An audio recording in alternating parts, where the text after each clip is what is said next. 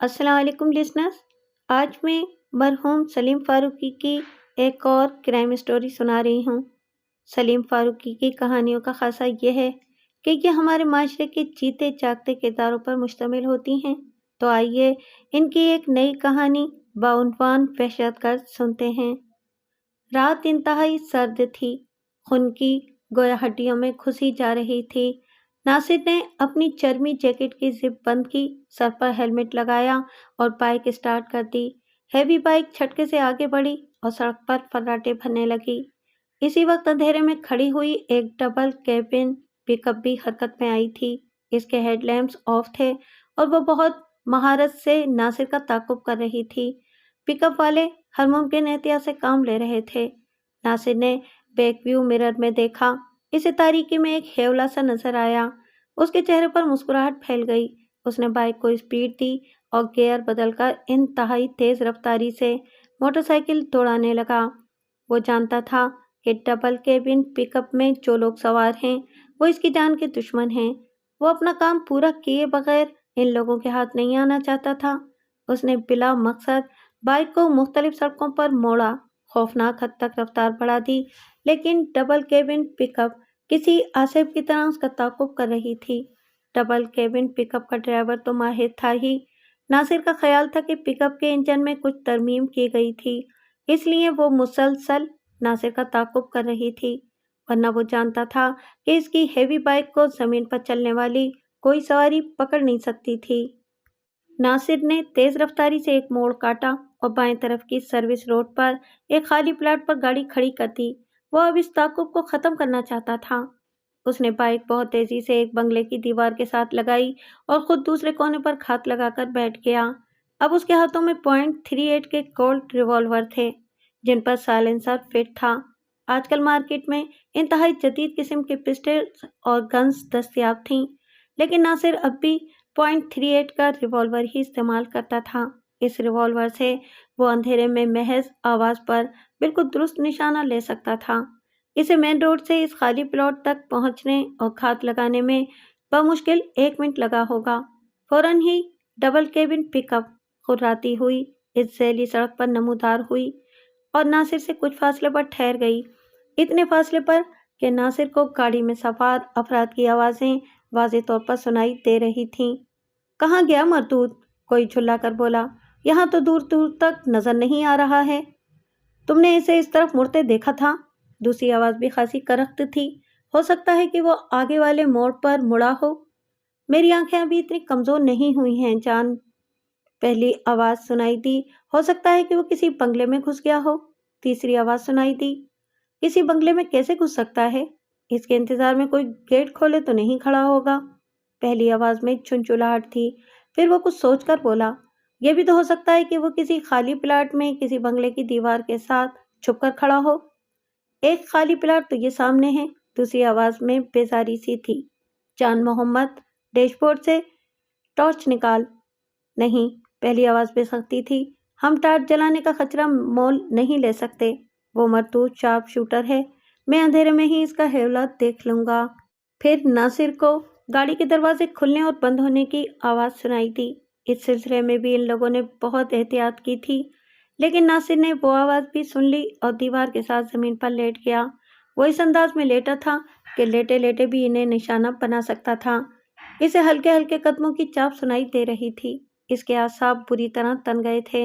इसके दोनों हाथों में रिवॉल्वर थे और वो पलक झपकते में इन्हें निशाना बना सकता था। वो लोग भी बिल्ली की तरह दबे पांव इधर बढ़ रहे थे। फिर नासिर को अंधेरे में इनके सर नजर आए और तेजी से पीछे गायब हो गए। फिर अचानक किसी ने बेआवाज फायर कर दिया। नासिर गोली की रेंज से दूर था। अचानक पहले आदमी की गुर्राती हुई करख्त आवाज सुनाई दी। फायर करने की क्या जरूरत थी बेवकूफ? वो सरगोशी में बोला, लेकिन इसकी सरगोशी में भी गुस्से का तूफान था। अब अगर वो यहाँ हुआ तो जवाबी फायर करेगा। वो यहाँ नहीं है उस्ताद, जान मोहम्मद की आवाज़ सुनाई दी, वरना वो इतना इंतज़ार नहीं करता। वो लोग मुतमईन हो गए थे, इसलिए अचानक सामने आ गए। नासिर ने बिजली की सी सूरत से 3 फायर किए। फौरन ही फजा में 3 अजियतनाक चीखें उभरी और वो तीनों गिर पड़े। अचानक गाड़ी स्टार्ट होने की आवाज़ आई तो नासिर चौंका और मरने वालों की लाशें फलांगता हुआ बाहर भागा। گاڑی بہت تیز رفتاری سے ریورس میں چل رہی تھی۔ ڈرائیور نے بوکھلاہٹ میں گاڑی کے ہیڈ لیمپس روشن کر لیے تھے، پھر فوراً ہی بند کر دیے۔ ناصر نے اندازے سے ڈرائیور کی کھوپڑی کا نشانہ لیا اور فائر کر دیا۔ ایک اذیتناک چیخ گونجی اور پک اپ ایک دم بے قابو ہو کر الیکٹرک پول سے ٹکرا کر رک گئی۔ گاڑی پول سے ٹکرائی تو اچھا خاصا دھماکہ ہوا تھا۔ ناصر پلٹ کر اپنی بائک کی طرف بھاگا اور اسے اسٹارٹ کر کے باہر نکل آیا۔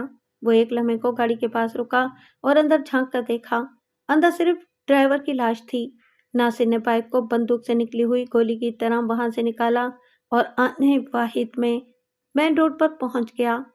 مین روڈ پر کچھ دور انتہائی تیز رفتاری سے جانے کے بعد اس نے رفتار کم کر دی کہ مبادا تیز رفتاری کے باعث اسے پولیس کی کوئی موبائل روک لے۔ بھاگ دوڑ میں تو اسے سردی کا احساس نہیں ہوا تھا، لیکن کھلی فضا میں آتے ہی اسے شدید سردی کا احساس ہوا، لیکن وہ چلتا رہا۔ وہاں سے سیدھا اپنے اپارٹمنٹ پہنچا۔ بلڈنگ کے داخلی دروازے سے کچھ فاصلے پر ایک فقیر گدڑی اوڑھے فٹ پاتھ پر سو رہا تھا۔ ہیوی بائک کے انجن کی آواز سن کر اس نے ناصر پر نظر ڈالی اور آہستہ آہستہ اٹھ کر بیٹھ گیا۔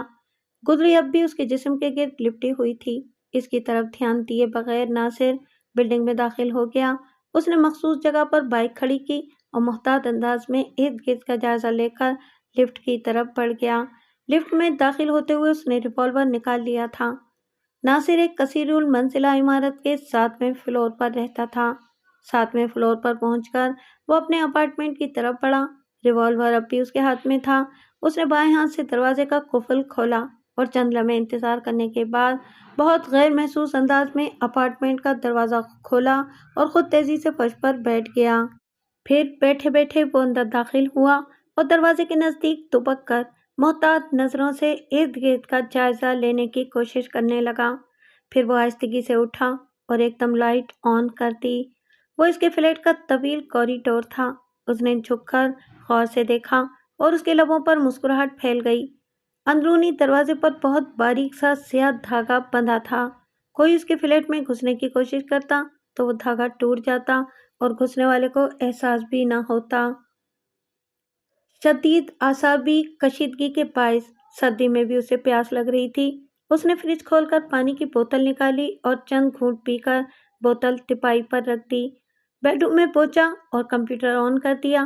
پھر کچھ سوچ کر کچن میں گیا اور کافی کے لیے پانی رکھ دیا۔ وہ دوبارہ بیڈ روم میں پہنچا اور کمپیوٹر پر کچھ ٹائپ کرنے لگا۔ وہ کسی کو ای میل کرنے ہی والا تھا کہ ٹھک کی آواز آئی اور گولی اس کی پشت میں پیوست ہو گئی۔ اس نے سنبھلنے کی کوشش کی لیکن سنبھل نہ سکا اور الٹ کر فرش پر گر پڑا۔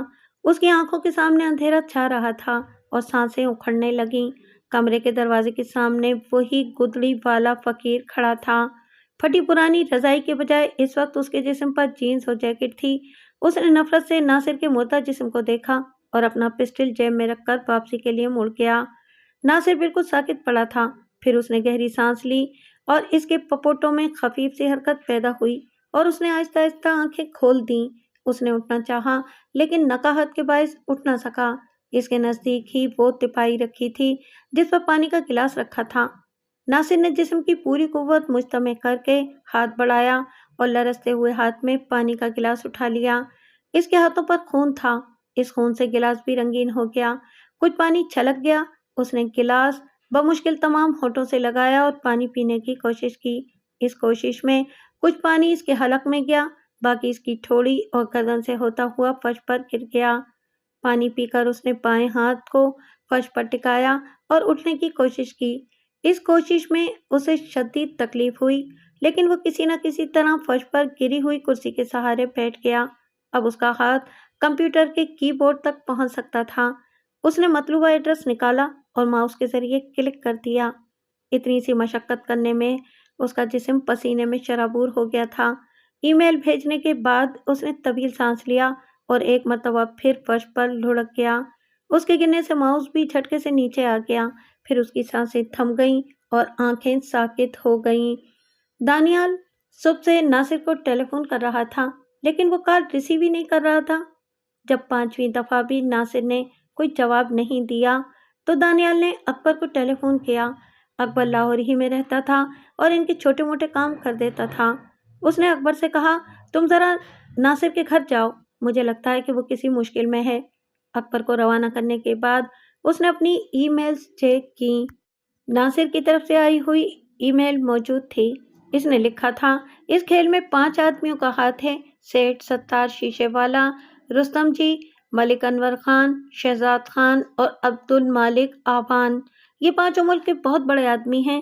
کل تک ان کے بارے میں مجھے مزید ثبوت مل جائیں گے۔ ابھی کچھ ٹھوس ثبوت بھی ہیں جو میرے پاس USB میں محفوظ ہیں۔ ناصر کی میل پڑھ کر دانیال کا سر گھوم گیا۔ ان 5 بڑے آدمیوں کو ملک کا بچہ بچہ جانتا تھا۔ ان لوگوں کے نام پڑھ کے دانیال کا دماغ پھک سے اڑ گیا۔ لیکن جب ناصر نے ان کی نشاندہی کی ہے تو یقیناً اس کے پاس کچھ ثبوت بھی ہوں گے۔ ان ثبوتوں کے باوجود ان لوگوں کے خلاف کچھ ثابت کرنا لوہے کے چنے چبانے کے مترادف تھا۔ ٹیلی فون کی گھنٹی بجی تو دانیال بری طرح چونک اٹھا۔ اس نے سیل فون کے اسکرین پر نظر ڈالی۔ اکبر کی کال تھی۔ اس نے بٹن دبا کر سیل فون کان سے لگا لیا اور بولا، ہاں اکبر، کیا رپورٹ ہے؟ رپورٹ کچھ اچھی نہیں ہے دانیال صاحب، کل رات کو ناصر صاحب کا مرڈر ہو گیا ہے۔ واٹ؟ دانیال چیخ کر بولا۔ جی دانیال صاحب، اکبر نے کہا، میں خود ان کے اپارٹمنٹ پر گیا تھا، وہاں پولیس موجود تھی۔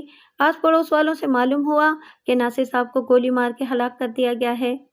ٹھیک ہے اکبر، دانیال نے پوچھے ہوئے لہجے میں کہا اور سیل فون کا سلسلہ منقطع کر دیا۔ دانیال کا دماغ سائیں سائیں کر رہا تھا۔ اسے ناصر کی موت سے بہت صدمہ پہنچا تھا۔ وہ USB ناصر نے نہ جانے کہاں رکھی ہوگی۔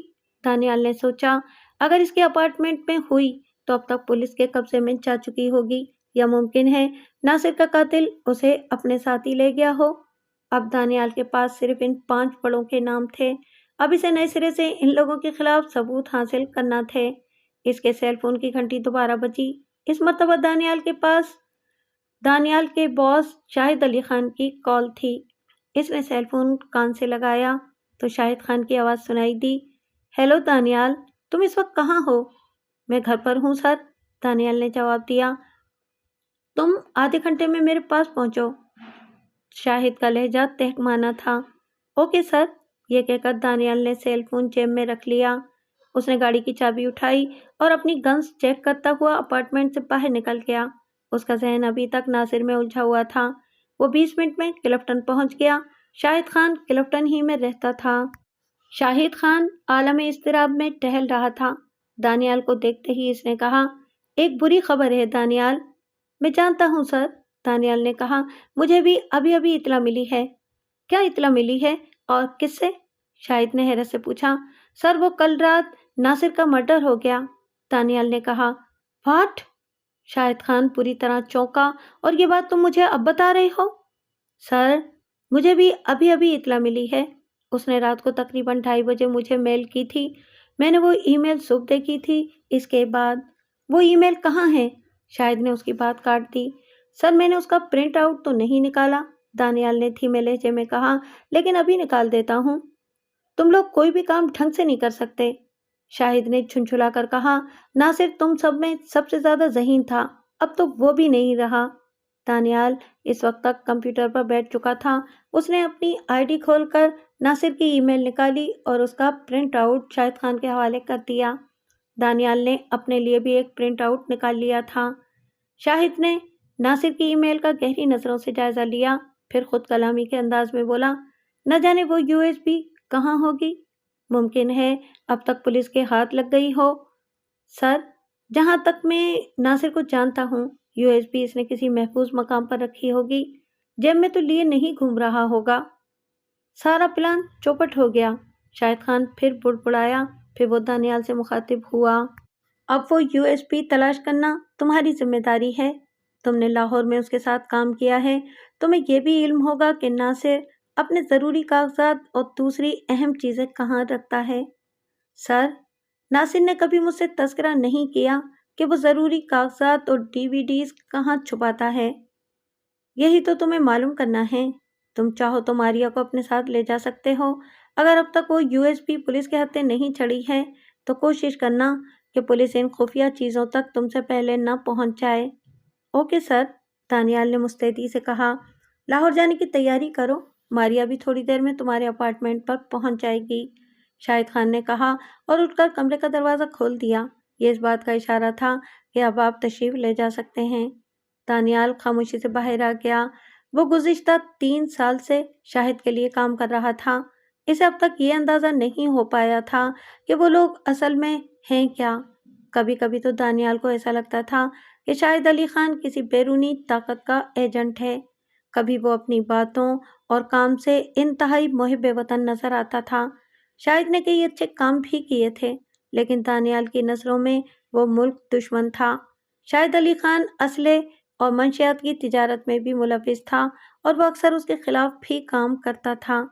دانیال کو وہ وقت اچھی طرح یاد تھا جب وہ یونیورسٹی سے فارغ ہونے کے بعد ملازمت کی تلاش میں دھکے کھا رہا تھا۔ دفتروں کے چکر لگا لگا کر اس کے جوتے گھس گئے تھے۔ کبھی کبھی تو وہ سوچتا تھا کہ سب کچھ چھوڑ چھاڑ کر کہیں فرار ہو جائے۔ اس سے ابو کی بے بسی اور بہن بھائیوں کی محرومی نہیں دیکھی جاتی تھی۔ اسے ملازمت کے لیے دھکے کھاتے ہوئے 1 سال سے زیادہ ہو چکا تھا۔ اس دن وہ ایک مرتبہ پھر امید کا دامن ہاتھ میں تھامے گھر سے انٹرویو کے لیے نکلا تھا۔ گلی سے نکل کر مین روڈ پر آیا تو سامنے سے آنے والے 2 موٹر سائیکل سواروں نے اس کا راستہ روک لیا اور پچھلی سیٹ پر بیٹھا ہوا نوجوان اچھل کر اس کے سامنے آ گیا اور آواز کو گجدار بناتے ہوئے بولا، اپنا پرس اور موبائل نکال۔ دانیال نے بغور ان کا جائزہ لیا۔ وہ لباس اور حلیے سے اچکے نہیں لگتے تھے۔ اس نے اطمینان سے کہا، پرس تو میں رکھتا ہی نہیں ہوں، پرس میں رکھنے کے لیے بھی کچھ چاہیے نا۔ رہا موبائل تو وہ بہت سستا سا 1200 روپے کا ہے اور تمہارے کسی کام کا نہیں ہے۔ بکواس بند کر۔ نوجوان کو اچانک غصہ آ گیا۔ اس نے اپنی شرٹ تھوڑی سی اوپر اٹھائی تاکہ دانیال بیلٹ میں لگا ہوا پسٹل دیکھ لے۔ پھر وہ بولا، پرس نکالتا ہے یا؟ اس نے اپنا جملہ ادھورا چھوڑ کر دانیال کو گھورا۔ نہیں نکالوں گا، دانیال بھنا کر بولا، جو کر سکتے ہو کر لو۔ اس نوجوان نے تب کر اچانک گن نکال لی۔ دوسرا نوجوان بولا، دفع کر یار، اس کنگلے کے پاس کچھ نہیں ہے۔ وہ اسے کیسے دفع کرتا؟ دانیال نے تو اس کی انا کو چیلنج کر دیا تھا۔ اس نے پسٹل نکالا ہی تھا کہ دانیال نے اس کے ہاتھ پر جھپٹا مارا۔ پسٹل اس کے ہاتھ سے نکل کر دور جا گرا۔ دانیال نے ہاتھ میں پکڑا ہوا فولڈر وہیں پھینکا اور جھپٹ کر اس لڑکے کا گریبان پکڑ لیا۔ اس کے چہرے پر اب خوف تھا۔ دانیال نے اس کے چہرے پر زوردار گھوسا مارا تو اس کے منہ سے خون بہنے لگا۔ شاید اس کا ایک آدھ دانت بھی ٹوٹ گیا تھا۔ دوسرا گھوسا دانیال نے اس کی پیشانی پر مارا۔ وہ الٹ کر گر پڑا۔ دانیال دوسرے لڑکے کی طرف متوجہ ہوا۔ وہ بوکھلاہٹ میں بائک اسٹارٹ کرنے کی کوشش کر رہا تھا۔ دانیال نے اچھل کر اس کی کمر پر زوردار لات رسید کر دی۔ وہ لڑکھڑا کر گرا تو بائک اس کے اوپر جا پڑی۔ دانیال درست لہجے میں بولا، اب تم لوگ نکالو تمہاری جیب میں کیا ہے۔ اس دوران میں اکا دکا گاڑیوں نے رکنے کی کوشش کی۔ پھر وہ زخمی نوجوان کا خون آلود چہرہ دیکھ کر وہاں سے کان دبا کر نکل گئے۔ ان دنوں شہر کے حالات ہی ایسے تھے کہ تماشائی لپیٹ میں آ جاتے تھے۔ کبھی پولیس انہیں گرفتار کر لیتی تھی، کبھی وہ لڑنے والوں کی گولیوں کا شکار ہو جاتے تھے۔ موٹر سائیکل کے نیچے دبے ہوئے لڑکے نے اٹھنے کی کوشش کی تو دانیال کی ایک لات میں وہ پھر ڈھیر ہو گیا۔ دانیال چیخ کر بولا، تو نے سنا نہیں میں نے کیا کہا ہے؟ اپنا پرس اور موبائل نکال۔ شاید ان دونوں کے پاس پسٹل صرف ایک ہی تھا، ورنہ دوسرا لڑکا بھی پسٹل نکال چکا ہوتا۔ دانیال کے جارحانہ رویے سے دونوں لڑکے بری طرح خوفزدہ ہو گئے تھے۔ موٹر سائیکل کے نیچے دبے ہوئے لڑکے نے کانپتے ہاتھوں سے اپنا پرس نکالا اور دانیال کی طرف بڑھا دیا۔ موبائل، دانیال نے سرد لہجے میں کہا۔ لڑکے نے پھر جیب میں ہاتھ ڈالا اور موبائل نکال کر اس کی طرف بڑھا دیا۔ وہ جدید ماڈل کا بہت قیمتی موبائل تھا۔ اچانک موبائل کی گھنٹی بجنے لگی، لیکن آواز لڑکے کی جیب سے آ رہی تھی۔ دانیال نے چونک کر اس کی طرف دیکھا۔ وہ کرخت لہجے میں بولا، میں نے کہا تھا کہ موبائل میرے حوالے کر دو۔ میں نے موبائل دے تو دیا ہے، لڑکے نے مرجھائے ہوئے انداز میں کہا۔ تو پھر یہ تیری جیب میں کیا ہے؟ یہ تو میرا اپنا موبائل ہے، اس نے بوکھلا کر کہا اور دانیال کے تیور دیکھ کر وہ موبائل بھی نکال کر اسے دے دیا۔ اس سارے واقعے کا چشمدید گواہ سڑک کی دوسری جانب کھڑا ہوا ایک نوجوان تھا۔ اس کی گاڑی شاید خراب ہو گئی تھی۔ وہ گاڑی کا بونٹ کھولے کھڑا تھا۔ بیٹری کا ٹرمینل ڈھیلا ہو گیا تھا، جس کی وجہ سے گاڑی اسٹارٹ نہیں ہو رہی تھی۔ टर्मिनल दुरुस्त करने के बाद वो बोनट बंद करने ही वाला था कि दानियाल को इन लड़कों ने घेर लिया था। वो दिलचस्पी से सारा वाकया देखता रहा।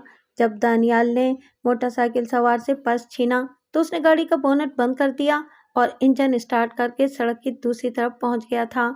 उसने दबंग लहजे में कहा, ये क्या हो रहा है? दानियाल इस दिन शायद अपनी जिंदगी ही से बेजार था। उसने मुंह बनाकर कहा, तुम्हें नजर नहीं आ रहा कि क्या हो रहा है? वो नौजवान गाड़ी का दरवाजा खोलकर अचानक बाहर आ गया और बोला, नजर तो मुझे बहुत कुछ आ रहा है, लेकिन अभी कुछ देर बाद तुझे कुछ नजर नहीं आएगा। उसने तेजी से अपना रिवॉल्वर निकाला और एक झलक दिखाकर दोबारा जेब में रख लिया। ओ भाई, जा अपना काम कर। इन लोगों ने भी यही खिलौना दिखाने की कोशिश की थी। वो नौजवान उचक्कों से मुखातिब हुआ। ओके, चलो तुम लोग भागो यहाँ से, उसने बाइक उठाते हुए कहा। इस नौजवान को भी अब होश आ चुका था। मोटरसाइकिल के नीचे दबने वाले लड़के ने बाइक स्टार्ट की तो वो भी उछलकर अकबी नशिस्त पर बैठ गया। वो जाने लगे तो दानियाल चीख कर बोला, ए ठहरो। इसकी आवाज़ सुनकर मोटरसाइकिल की रफ्तार एकदम तेज हो गई और वो दोनों वहां से फरार हो गए। भाग गए बुज़दिल। अपना पर्स और दोनों मोबाइल भी छोड़ गए। फिर वो गाड़ी वाले की तरफ मुतवज्जा हुआ। अब तुम क्या चाहते हो? पुलिस वाले हो तो मुझे पुलिस स्टेशन ले चलो, इन दोनों की तरह उचक्के हो तो ये दोनों मोबाइल और पर्स ले लो।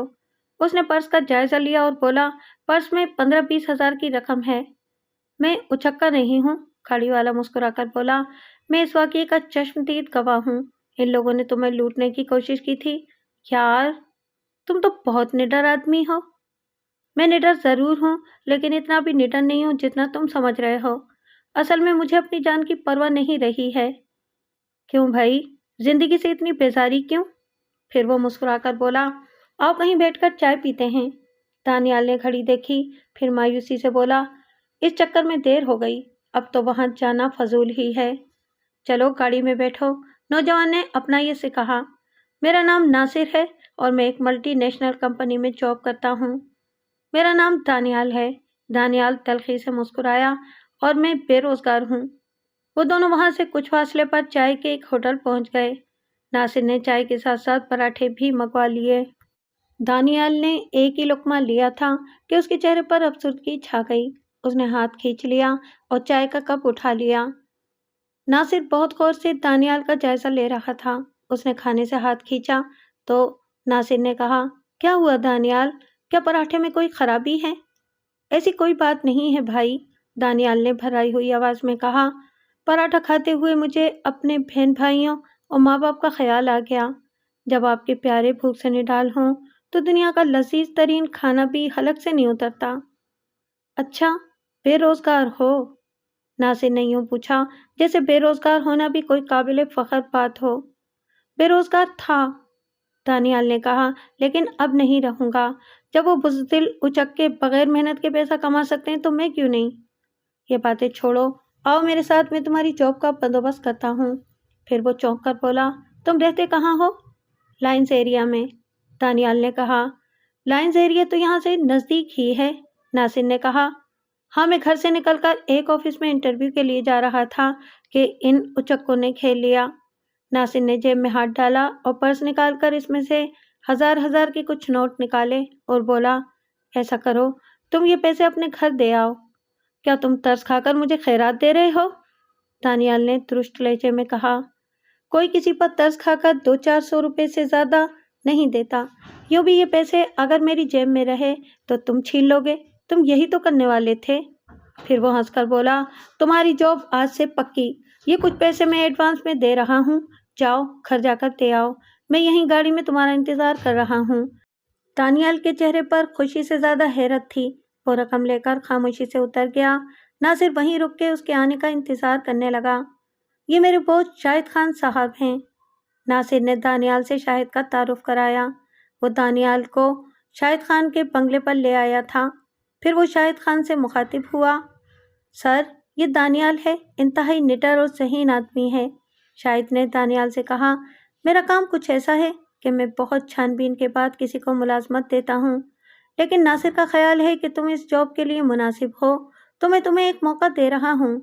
अगर तुम्हारी कारकर्दगी अच्छी रही तो 1 महीने बाद तुम्हें मुस्तकिल कर दूंगा। ابھی تمہاری سیلری 50,000 روپے ہوگی۔ اگر تم نے محنت سے کام کیا تو تمہاری سیلری بڑھا دی جائے گی۔ Thank you sir, thank you very much. مارے خوشی سے دانیال کی آنکھوں سے آنسو بہنے لگے۔ پھر فوراً ہی اس نے اپنی کیفیت پر قابو پا لیا اور بولا، سر مجھے کب سے جوائن کرنا ہوگا؟ دانیال کے لہجے سے خوشی پھوٹی پڑ رہی تھی۔ تمہیں آج سے بلکہ ابھی سے جوائن کرنا ہوگا، شاہد خان نے کہا، اور تمہیں رہنا بھی یہیں ہوگا۔ یہیں رہنا ہوگا؟ دانیال نے حیرت سے پوچھا۔ ہاں، شاہد نے کہا، کام کی نوعیت ہی کچھ ایسی ہے کہ تم اپنے گھر والوں سے جتنی دور رہو اتنا ہی بہتر ہے۔ پھر تمہیں ٹریننگ بھی کرنا ہوگی۔ پھر وہ دانیال کے چہرے پر تردد کے آثار دیکھ کر بولا، ایسا کرو، تم ابھی جا کر اپنے گھر والوں سے مل آؤ، ان سے کہہ دینا کہ ملازمت کے سلسلے میں تم کراچی سے باہر جا رہے ہو۔ اوکے سر، دانیال نے کہا۔ تمہیں ڈرائیونگ آتی ہے؟ شاہد نے اچانک پوچھا۔ جی سر، ڈرائیونگ میں نے کالج کے زمانے میں سیکھ لی تھی۔ ناصر تمہیں یہاں کے دوسرے ممبر سے ملوا دے گا۔ وہیں دانیال کی ملاقات یوسف، مراد، ہارون اور ماریہ سے ہوئی تھی۔ اگلے 6 مہینے میں شاہد خان نے دانیال سے ایسے ایسے کام لیے تھے کہ دانیال کا شک یقین میں بدل گیا تھا کہ شاہد خان ملک دشمن سرگرمیوں میں ملوث ہے۔ اب دانیال کو وہاں جوائن کیے ہوئے 2 سال ہو چکے تھے اور اب وہ خاصا سینئر ہو گیا تھا۔ اس کے بعد اس کی طرح کے ضرورت مند اور پڑھے لکھے 3 لڑکے مزید ان کی ٹیم میں شامل ہوئے تھے۔ وہ خاور، سلطان اور اجمل تھے۔ ان لڑکوں میں سے خاور اور سلطان پسند آئے تھے۔ دانیال کو یہاں قانونی اور غیر قانونی کام کرتے ہوئے 2 سال سے زائد عرصہ گزر چکا تھا، لیکن وہ آج بھی شاہد خان کے اغراض و مقاصد سے لا علم تھا۔ وہ نہیں جانتا تھا کہ باہر سے آنے والا جو کنسائنمنٹ اس نے وصول کیا ہے اس میں کیا ہے، اسلحہ ہے یا ادویات۔ اچانک شاہد بہت ایکٹیو ہو گیا تھا۔ 6 مہینے بعد الیکشن ہونے والے تھے، اس لیے اس کی مصروفیات بہت زیادہ بڑھ گئی تھی۔ پھر اس نے ناصر کو ایک خاص مشن پر لاہور بھیج دیا۔ وہ 2 دن لاہور میں گزارتا تھا، بقیہ دن اسلام آباد میں گزرتے تھے۔ اس دوران میں کچھ عرصے تک وہ بھی ناصر کے ساتھ رہا تھا۔ پھر شاہد خان نے اسے واپس بلا لیا تھا اور اب اچانک ناصر کا قتل ہو گیا تھا اور اسے لاہور جانا تھا۔ اپنے اپارٹمنٹ پر پہنچ کر اس نے ضروری پیکنگ کی اور ٹی وی کھول کر بیٹھ گیا کیونکہ لاہور کی فلائٹ میں ابھی بہت وقت تھا۔ وہ ٹی وی دیکھتے ہوئے کافی پی رہا تھا کہ اطلاعی گھنٹی کی آواز گونج اٹھی۔ اس وقت کون آ گیا؟ دانیال خود کلامی کے انداز میں بولا اور دروازہ کھول دیا۔ اس کے سامنے ماریہ کھڑی تھی۔ اس نے ہینڈ کیری کا ہینڈل پکڑ رکھا تھا، جسم پر جدید فیشن کا چست لباس تھا، لیکن اس کے چہرے پر خشونت تھی۔ وہ خود کو ہر آدمی سے برتر سمجھتی تھی، اسی لیے دانیال کو اس سے چڑ تھی۔ کیا تم مجھے یہیں کھڑا رکھو گے؟ ماریہ نے درست لہجے میں کہا۔ دانیال کچھ کہے بغیر اندر کی طرف مڑ گیا۔ ماریہ بھی ہینڈ کیری کھینچتی ہوئی اس کے پیچھے پیچھے لاؤنج میں آ گئی۔ دانیال کو فرشی نشست زیادہ پسند تھی۔ وہ ٹی وی ہمیشہ نیچے بیٹھ کر دیکھتا تھا۔ ماریہ نے برا سا منہ بنا کر دانیال کو دیکھا اور صوفے پر بیٹھ گئی۔ دانیال خاموشی سے کافی پیتا رہا۔ تم تو ابھی تک غیر مہذب ہو۔ تمہیں اتنے بھی ایٹیکیٹس نہیں آتے کہ گھر آئے مہمان کو کافی یا چائے دی جاتی ہے؟ مہمان کو؟ دانیال نے کافی کا ایک اور گھونٹ لیا۔ یہاں مہمان کون ہے؟ کافی کی اتنی ہی طلب ہے تو کچن میں جاؤ اور کافی بنا لو۔ یہ تم مجھ سے بات کس لہجے میں کر رہے ہو؟ ماریہ اچانک آپے سے باہر ہو گئی۔ تو پھر کس لہجے میں کروں؟ دانیال بھی بھنا گیا۔ تم کیا چاہتے ہو، میں واپس چلی جاؤں؟ میں نے تمہیں آنے کے لیے کہا تھا، نہ جانے سے روکوں گا، دانیال نے کہا۔ میں تمہارے ساتھ نہیں جا سکتی۔ ماریہ کا پارا بڑھتا ہی جا رہا تھا۔ یہ بھی تم باس ہی کو بتاؤ، دانیال کے لہجے میں بے نیازی تھی۔ ٹھیک ہے، میں باس سے بات کرتی ہوں۔ اس نے غصے میں اپنا بیگ کھولا اور سیل فون نکال کر نمبر ڈائل کرنے لگی۔ پھر وہ چند لمحوں بعد بولی، سر، یہ دانیال تو بہت تکلیف دہ ہوتا جا رہا ہے، میں اس کے ساتھ نہیں جا سکتی۔ میرے ساتھ دانیال کے بجائے خاور کو بھیج دیں۔ جی، یہی موجود ہے۔ اوکے، اس نے دانیال سے کہا کہ باس تم سے بات کرنا چاہتا ہے۔ دانیال نے سیل فون اس سے لے لیا اور بولا، ہیلو۔ دانیال دوسری طرف سے باس کی آواز سنائی دی۔ آخر تمہارا پرابلم کیا ہے؟ پرابلم میرا نہیں باس، ماریہ کا ہے، دانیال نے ماریہ کی طرف دیکھتے ہوئے کہا۔ پھر وہاں ماریہ کی ضرورت ہی کیا ہے؟ میں ناصر کی ڈیڈ باڈی لینے جا رہا ہوں، اور صرف ڈیڈ باڈی ہی نہیں لانا ہے، اور بھی کام کرنا ہے، باس نے کہا۔ میں خاور کو بھیج رہا ہوں، اب تمہارے ساتھ خاور جائے گا، تم سیل فون ذرا ماریہ کو دو۔ ماریا نے چند لمحے بات کی، پھر دانیال کو قہر آلود نظروں سے گھورتی ہوئی چلی گئی۔ ناصر کا کوئی قریبی یا دور کا رشتہ دار نہیں تھا۔ دانیال نے ضروری خانہ پوری کی اور ناصر کی لاش اسپتال سے اس کے اپارٹمنٹ لے آیا۔ باس کے حکم کے مطابق اسی شام اس کی تدفین کر دی گئی۔ پولیس نے ناصر کا اپارٹمنٹ عارضی طور پر سیل کر دیا تھا، وہ اپارٹمنٹ بھی کلیئر کر دیا گیا۔ دانیال نے لاہور پہنچنے سے پہلے ہی سیل فون پر اکبر سے رابطہ کیا تھا اور اسے بتایا تھا کہ میں لاہور آ رہا ہوں، تو مجھ سے ملنے کی کوشش مت کرنا، بلکہ دور رہ کر میری نگرانی کرنا۔ دانیال کی چھٹی کہہ رہی تھی کہ لاہور میں اسے خطرہ ہے۔ پولیس سے اپارٹمنٹ کی چابی ملتے ہی دانیال نے سب سے پہلے ناصر کے کمپیوٹر کا جائزہ لیا۔ کمپیوٹر کے کی بورڈ اور ماؤس پر اب بھی خون کے دھبے تھے۔ دانیال نے کمپیوٹر آن کیا تو اسے کوئی خاص بات نظر نہیں آئی۔ کمپیوٹر کی کسی فائل اور کسی فولڈر میں کوئی خاص بات نہیں تھی۔ دانیال کمپیوٹر کا تفصیلی جائزہ لے چکا تھا اور اسے بند کرنے ہی والا تھا کہ دروازے پر دستک ہوئی۔ خاور اس کے نزدیک ہی بیٹھا سگریٹ پھونک رہا تھا۔ اس نے اٹھ کر دروازہ کھولا تو دو آدمی اسے دھکیلتے ہوئے اندر آ گئے۔ انہوں نے دانیال اور خاور کو گن پوائنٹ پر لے لیا۔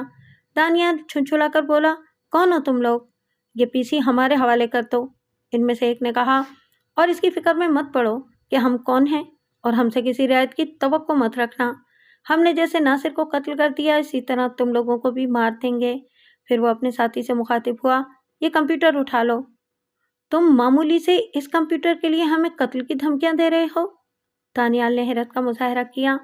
ہم صرف دھمکی نہیں دیتے ہیں، گن بردار خرایا اس پر عمل بھی کرتے ہیں۔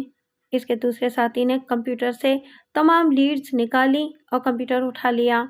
اسی وقت دروازہ بہت آہستگی سے کھلا اور دانیال کو اکبر کا چہرہ نظر آیا۔ اس کے ہاتھوں میں پسٹل بھی تھا اور وہ گن بردار پر فائر کرنے کو تیار تھا۔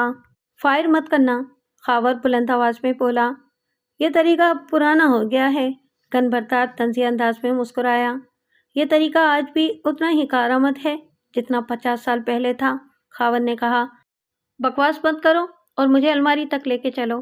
وہ گن لہرا کر بولا، اپنی گن پھینک دو، اکبر نے بلند آواز میں کہا۔ گن بردار یوں اچھلا جیسے اس کا پاؤں بجلی کے ننگے تار پر پڑ گیا ہو۔ جلدی کرو ورنہ گولی چل جائے گی۔ گن بردار نے گن پھینک دی۔ تم بھی یہ پی سی رکھو اور اپنے ہاتھ سر پر رکھ لو، اکبر نے دوسرے آدمی کو حکم دیا۔ اس نے بھی فوراً کمپیوٹر ٹیبل پر رکھ دیا اور ہاتھ سر پر رکھ کے کھڑا ہو گیا۔ دانیال نے بھی تیزی سے ریوالور نکال لیا تھا۔ اس نے درست لہجے میں کہا، خاور ان دونوں کے ہاتھ پیر باندھ دو۔ خاور بیڈ روم سے ٹیلی فون کا کیبل نکال لایا اور ان دونوں کے ہاتھ پشت پر باندھنے کے بعد ان کے پیر بھی باندھے اور انہیں بے رحمی سے فرش پر گرا دیا۔ اب بتاؤ تم لوگوں کو یہاں کس نے بھیجا ہے؟ وہ دونوں خاموش رہے۔ دانیال نے انہیں گھورتے ہوئے اکبر سے کہا، اکبر ان کا منہ کھلواؤ، اگر کچھ نہ بتائیں تو انہیں گولی مار کے لاش کسی کوڑے کے ڈھیر پر پھینک دینا۔ اکبر ان دونوں کو جانوروں کی طرح گھسیٹتا ہوا بیڈ روم میں لے گیا اور بولا، اگر تم نے زبان نہ کھولی تو میں تمہیں ماروں گا نہیں، بلکہ تمہارے ہاتھ پیر توڑ کر تمہیں ہمیشہ کے لیے معذور کر دوں گا۔ اس نے ارد گرد دیکھا اور پھر ماربل کا ایک بھاری گلدان اٹھا لیا۔ وہ دونوں خاموشی سے اکبر کو دیکھتے رہے۔ ان میں سے وہ آدمی کچھ زیادہ ہی بزدل تھا جس نے کمپیوٹر اٹھایا ہوا تھا۔ اکبر پہلے اسی کی طرف بڑھا اور بولا، چلو اب شروع ہو جاؤ۔ اگر ہم نے بتا دیا تو وہ ہمیں زندہ نہیں چھوڑے گا، اور اگر نہ بتایا تو میں تمہیں ہمیشہ کے لیے معذور کر دوں گا۔ یہ کہتے ہوئے اکبر نے بھاری گلدان سے اس شخص کے گھٹنے پر وار کیا۔ وہ اذیت ناک انداز میں چیخا اور بری طرح تڑپنے لگا۔ اکبر نے دوبارہ گلدان اٹھایا تو وہ کرا کر بولا، مجھے مارنا مت، میں بتاتا ہوں۔ روشو، دوسرا آدمی چیخا، اگر تو نے زبان کھولی تو باس تیرے ٹکڑے کر دے گا۔ تو وفاداریاں نبھاتا رہ جانو، روشو نے کراتے ہوئے کہا، باس کو ہماری اتنی پرواہ ہے تو اب ہمیں بچاتا کیوں نہیں؟ اکبر نے جانو کے بھی گھٹنے پر زوردار وار کیا تو اس کے حلق سے بھی چیخ نکل گئی۔ اکبر نے کرخت لہجے میں کہا، تم اپنی زبان بند رکھو۔ پھر وہ روشو کی طرف متوجہ ہوا، ہاں تم بولو، تمہیں یہاں کس نے بھیجا تھا اور کیوں؟ وہ بہت بڑا آدمی ہے، روشو نے کہا، تم نے اگر اس کا نام سنا ہوتا تو تم اس کا کچھ نہیں بگاڑ پاتے۔ روشو، جانو پھر چیخا، اپنی زبان بند رکھ مردود، ورنہ تیرے ساتھ میں بھی کتے کی موت مارا جاؤں گا۔ اس کا نام، روشو کہتے کہتے رک گیا اور پھر بولا، وہ مجھے زندہ نہیں چھوڑے گا۔ میں بہت دیر سے تمہاری بکواس سن رہا ہوں۔ اکبر بفر گیا اور ایک مرتبہ پھر گلدان تھاما۔ اس کا نام رستم جی ہے، روشو جلدی سے بولا۔ کون رستم جی؟ دانیال کمرے میں داخل ہوتے ہوئے بولا۔ وہ بہت بڑا بزنس مین ہے اور وہ تو 5 اسٹار ہوٹلوں کا مالک ہے، دانیال نے پوچھا۔ ہاں ہاں وہی، روشو نے جواب دیا۔ اس نے کہا تھا کہ ناصر کے اپارٹمنٹ پر جاؤ اور وہاں سے اس کا کمپیوٹر لے آؤ۔ اگر کوئی رکاوٹ بنے تو اسے گولی مار دینا۔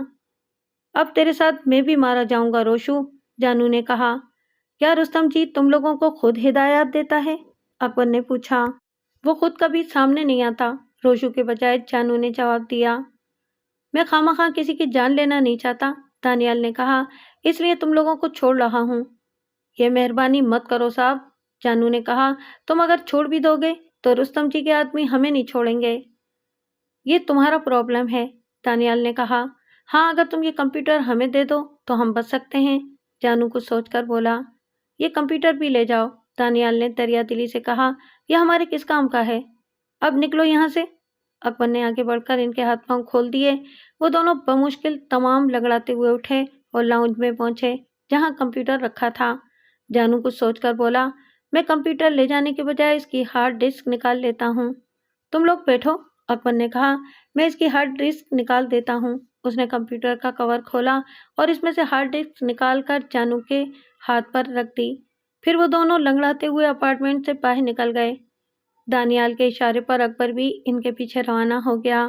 ان کے جانے کے بعد دانیال نے خاور سے کہا، یار اس چکر میں تو مجھے شدید بھوک لگ گئی ہے، کچھ کھانے کو لے آؤ۔ کھانا تو میں پہلے ہی لے آیا تھا، مجھے خود بھوک لگ رہی ہے، میں ابھی کھانا نکالتا ہوں۔ ان کے اطمینان میں کوئی فرق نہیں پڑا تھا، وہ اس طرح کے معمول کے عادی تھے۔ کھانا کھاتے ہوئے خاور نے کہا، دانیال صاحب آپ مجھ سے زیادہ سینئر ہیں، مجھے یہاں کی بہت سی باتیں سمجھ میں نہیں آئیں۔ تو پھر تم یہاں جاب کیسے کر رہے ہو؟ دانیال نے کہا۔ یہ بھی اپنی جگہ حیرت انگیز ہے، خاور نے کہا۔ میں آرمی سے ریٹائرڈ ہونے کے بعد ایک سیکورٹی ایجنسی میں معمولی سی جاب کر رہا تھا۔ ایک دفعہ میری ڈیوٹی ایک بڑے ڈپارٹمنٹل اسٹور پر تھی، اچانک وہاں ڈاکو آ گئے۔ میں اس وقت سامنے والے کیبن سے سگریٹ لے رہا تھا، ورنہ میں ڈاکوؤں کے ہاتھوں مارا جاتا۔ میں سگریٹ لے کر واپس آیا تو مجھے گڑبڑ کا احساس ہوا۔ پھر میں نے 2 ڈاکوؤں کو مار گرایا اور 2 کو بری طرح زخمی کر دیا۔ ان کا 5واں ساتھی فرار ہونے میں کامیاب ہو گیا تھا، لیکن بعد میں اسے بھی گرفتار کر لیا گیا تھا۔ اس واقعے کے 2 دن بعد ماریا ہمارے آفس آئی تھی۔ اسے سیکورٹی گارڈ کی ضرورت تھی اور وہ صرف مجھے ہی ہائر کرنا چاہتی تھی۔ ایجنسی نے میری خدمات اسے دے دیں۔ پھر ماریا نے مجھے بہت زیادہ سیلری کا لالچ دے کر اپنے پاس ملازم رکھ لیا۔ بس پھر میں وہی کرتا گیا جو باس نے چاہا۔ اس نام نہاد ٹاسک فورس سے وابستہ ہر فرد کی یہی کہانی ہے، دانیال نے کہا۔ یہ لوگ اسے ٹاسک فورس کہتے ہیں، لیکن میں اسے مافیا سمجھتا ہوں۔ پھر وہ کچھ سوچ کر بولا، میری ایک بات یاد رکھنا، اس ٹاسک فورس کے کسی بھی فرد کے سامنے یوں بے تکلفی سے کوئی بات مت کرنا، ورنہ یہ بھی ہو سکتا ہے کہ تمہاری دوسرے دن لاش کوڑے کے کسی ڈھیر پر پڑی ہو۔ آپ مجھ سے بہت سینئر ہیں دانیال صاحب، خاور نے کہا۔ کیا آپ نے کبھی یہ کوشش نہیں کی کہ اس ٹاسک فورس یا مافیا کے اصل کرتا دھرتا کے بارے میں معلوم کیا جائے؟ میں معلوم کر چکا ہوں، دانیال نے مسکرا کر کہا۔ اس کے بعد سے بہت زیادہ محتاط ہو گیا ہوں۔ میں اپنے طور پر اس شخص کے خلاف ثبوت بھی حاصل کرنے کی کوشش کر رہا ہوں، لیکن ابھی تک مجھے کامیابی نہیں ہوئی ہے۔ جس دن مجھے اس کے خلاف کوئی ٹھوس ثبوت مل گیا، اس دن میں اس شخص سمیت شاہد خان اور اس کی نام نہاد ٹاسک فورس سلاخوں کے پیچھے ہوگی۔ ناصر صاحب کا مرڈر کون کر سکتا ہے؟ خاور نے پوچھا۔ ناصر بھی گزشتہ 2 سال سے شاہد خان اور ماریا سے برگشتہ ہو گیا تھا، وہ بھی ان کے خلاف۔ دانیال بولتے بولتے اچانک خاموش ہو گیا، پھر بولا، ممکن ہے ناصر کے ہاتھ ان لوگوں کے خلاف کوئی ثبوت لگ گیا ہو؟ خاور، دانیال ایک دم پرجوش لہجے میں بولا، ناصر نے کسی USB کا بھی تذکرہ کر دیا تھا، لیکن وہ ابھی تک مجھے ملی نہیں۔ ناصر صاحب کے مرڈر کے بعد USB یقینی طور پر پولیس کے ہاتھ لگ گئی ہوگی۔ ناصر اتنا احمق نہیں تھا کہ وہ USB اپنی جیب میں لے کر گھومتا۔ اگر وہ پولیس کے ہاتھ لگی ہے تو یہ بھی معلوم ہو جائے گا۔ اکبر کے کچھ جاننے والے ہیں پولیس ڈپارٹمنٹ میں، دانیال نے کہا۔ اکبر کو بھی میں نے پہلی دفعہ دیکھا ہے۔ یہ اکبر میرا آدمی ہے، دانیال مسکرا کر بولا۔ اکبر میرا بہت پرانا دوست ہے، بہت نڈر اور ذہین آدمی ہے اور IT کا ماہر ہے۔ کھانے سے فارغ ہو کر وہ دونوں پھر لاؤنج میں آ گئے۔ خاوند نے کہا، آپ نے کسی USB کا تذکرہ کیا تھا؟ ہاں، دانیال چونک کر بولا۔ مجھے سوچنے دو کہ وہ ناصر USB کہاں چھپا سکتا ہے۔ اس کے بیڈ روم میں ایک الماری ہے، ہم وہیں سے شروع کرتے ہیں۔ بیڈ روم میں پہنچ کر دانیال نے الماری کھولی تو چونک گیا۔ الماری میں کپڑے بے ترتیبی سے ٹھوسے گئے تھے۔ ایسا لگ رہا تھا جیسے کسی نے الماری کی تلاشی لی ہو اور کپڑوں کو دوبارہ یوں ہی ٹھوس دیا ہو۔ دانیال چند لمحے وہاں کھڑا الماری کو گھورتا رہا، پھر اس نے الماری بند کر دی۔ پھر اس نے کچن کا جائزہ لیا، ایک ایک کیبنٹ کی تلاشی لی، اسے وہاں بھی ناکامی ہوئی۔ وہاں سے اس نے ڈرائنگ روم کا رخ کیا۔ دانیال نے ڈرائنگ روم کا بھی اچھی طرح جائزہ لیا، اسے وہاں بھی ناکامی ہوئی۔ نہ جانے ناصر نے USB کہاں چھپائی تھی۔ اس نے جیب سے سیل فون نکالا اور اکبر کا نمبر ڈائل کر دیا۔ اکبر نے دوسری گھنٹی پر کال ریسیو کر لی۔ اس نے کہا، اکبر، کل صبح تمہیں ایک ضروری کام کرنا ہے۔ یہ معلوم کرو کہ ناصر کے مرڈر کے بعد پولیس کو ناصر کی کوئی USB تو نہیں ملی ہے۔ یہ میں پہلے ہی معلوم کر چکا ہوں، اکبر نے کہا۔ پولیس کی تحویل میں چند DVDs، کچھ کاغذات اور ناصر کا سیل فون ہے۔ پولیس کو وہاں سے کوئی USB نہیں ملی۔ تم نے جانو اور روشو کا تعاقب کیا تھا؟ دانیال نے پوچھا۔ جی ہاں، میں نے ان لوگوں کا تعاقب کیا تھا۔ روشو تو اس سے الگ ہو کر کہیں چلا گیا تھا۔ جانو وہاں سے ایک 5 اسٹار ہوٹل پہنچا تھا۔ وہاں وہ 5ویں منزل کے کسی کمرے میں گیا تھا، پھر چند منٹ بعد ہی وہاں سے نکل آیا تھا۔ اس کا مطلب ہے کہ اس نے وہ ہارڈ ڈسک ہوٹل میں مقیم کسی شخص کو پہنچائی ہے، میں نے پرخیال انداز میں کہا۔ میں نے اپنے طور پر معلوم کرنے کی کوشش کی تھی، لیکن معلوم نہ ہو سکا، اکبر نے کہا۔ میں ابھی آپ کو کال کرنے ہی والا تھا کہ آپ کا فون آ گیا۔ ٹھیک ہے، مجھے ضرورت پڑی تو میں تمہیں کال کر لوں گا، دانیال نے کہا اور سلسلہ منقطع کر دیا۔ پھر خاور کو بتایا کہ اکبر نے معلوم کر لیا ہے، پولیس کی تحویل میں کوئی USB نہیں ہے۔ پولیس یقینی طور پر ناصر کی ڈائری بھی لے گئی ہوگی، ورنہ اس کے ذریعے اندازہ ہو جاتا کہ ناصر کن خطوط پر کام کر رہا تھا۔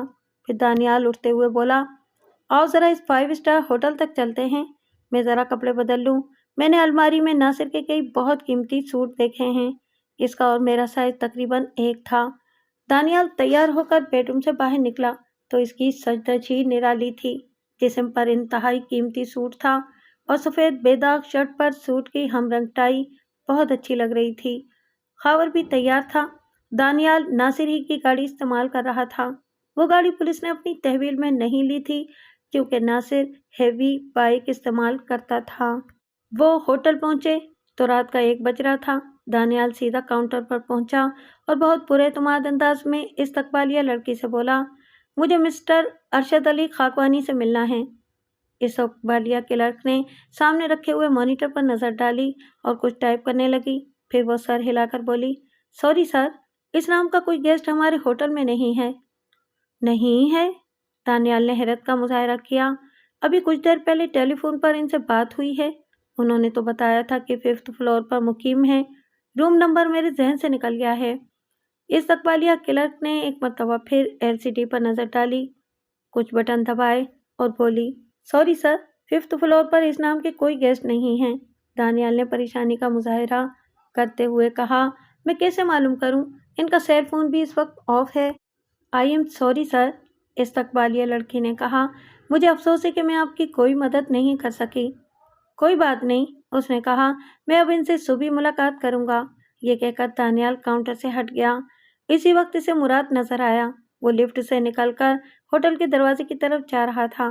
اس کی نظر دانیال اور خاور پر نہیں پڑی تھی۔ یہ مراد یہاں کیا کر رہا ہے؟ خاور خود کلامی کے انداز میں بولا، آؤ اسی سے معلوم کرتے ہیں، دانیال نے کہا اور باہر کی طرف بڑھا۔ مراد پارکنگ لاٹ کی طرف جا رہا تھا۔ مراد کو وہاں دیکھ کر دانیال کو شدید حیرت ہوئی تھی۔ وہ تینوں پارکنگ لاٹ میں آگے پیچھے داخل ہوئے۔ دانیال نے قدرے بلند آواز میں کہا، مراد۔ مراد بری طرح چونکا اور گھوم کر دیکھا۔ پارکنگ میں روشنی ناکافی تھی، لیکن اتنی کم بھی نہیں تھی کہ مراد دانیال کو پہچان نہ سکتا۔ دانیال کو دیکھ کر وہ تیزی سے ان کی طرف آیا اور بولا، دانیال صاحب، آپ یہاں؟ ہاں، میں ایک ضروری کام کے سلسلے میں لاہور آیا تھا۔ دانیال نے کہا۔ تم یہاں کیا کر رہے ہو؟ میں یہاں خواجہ صاحب سے ملنے آیا تھا۔ خواجہ صاحب؟ وہ تو نہیں جو ملتان سے آئے ہیں اور 2nd فلور پر مقیم ہیں؟ نہیں، خواجہ صاحب تو 5th فلور پر مقیم ہیں، روم نمبر 502 میں۔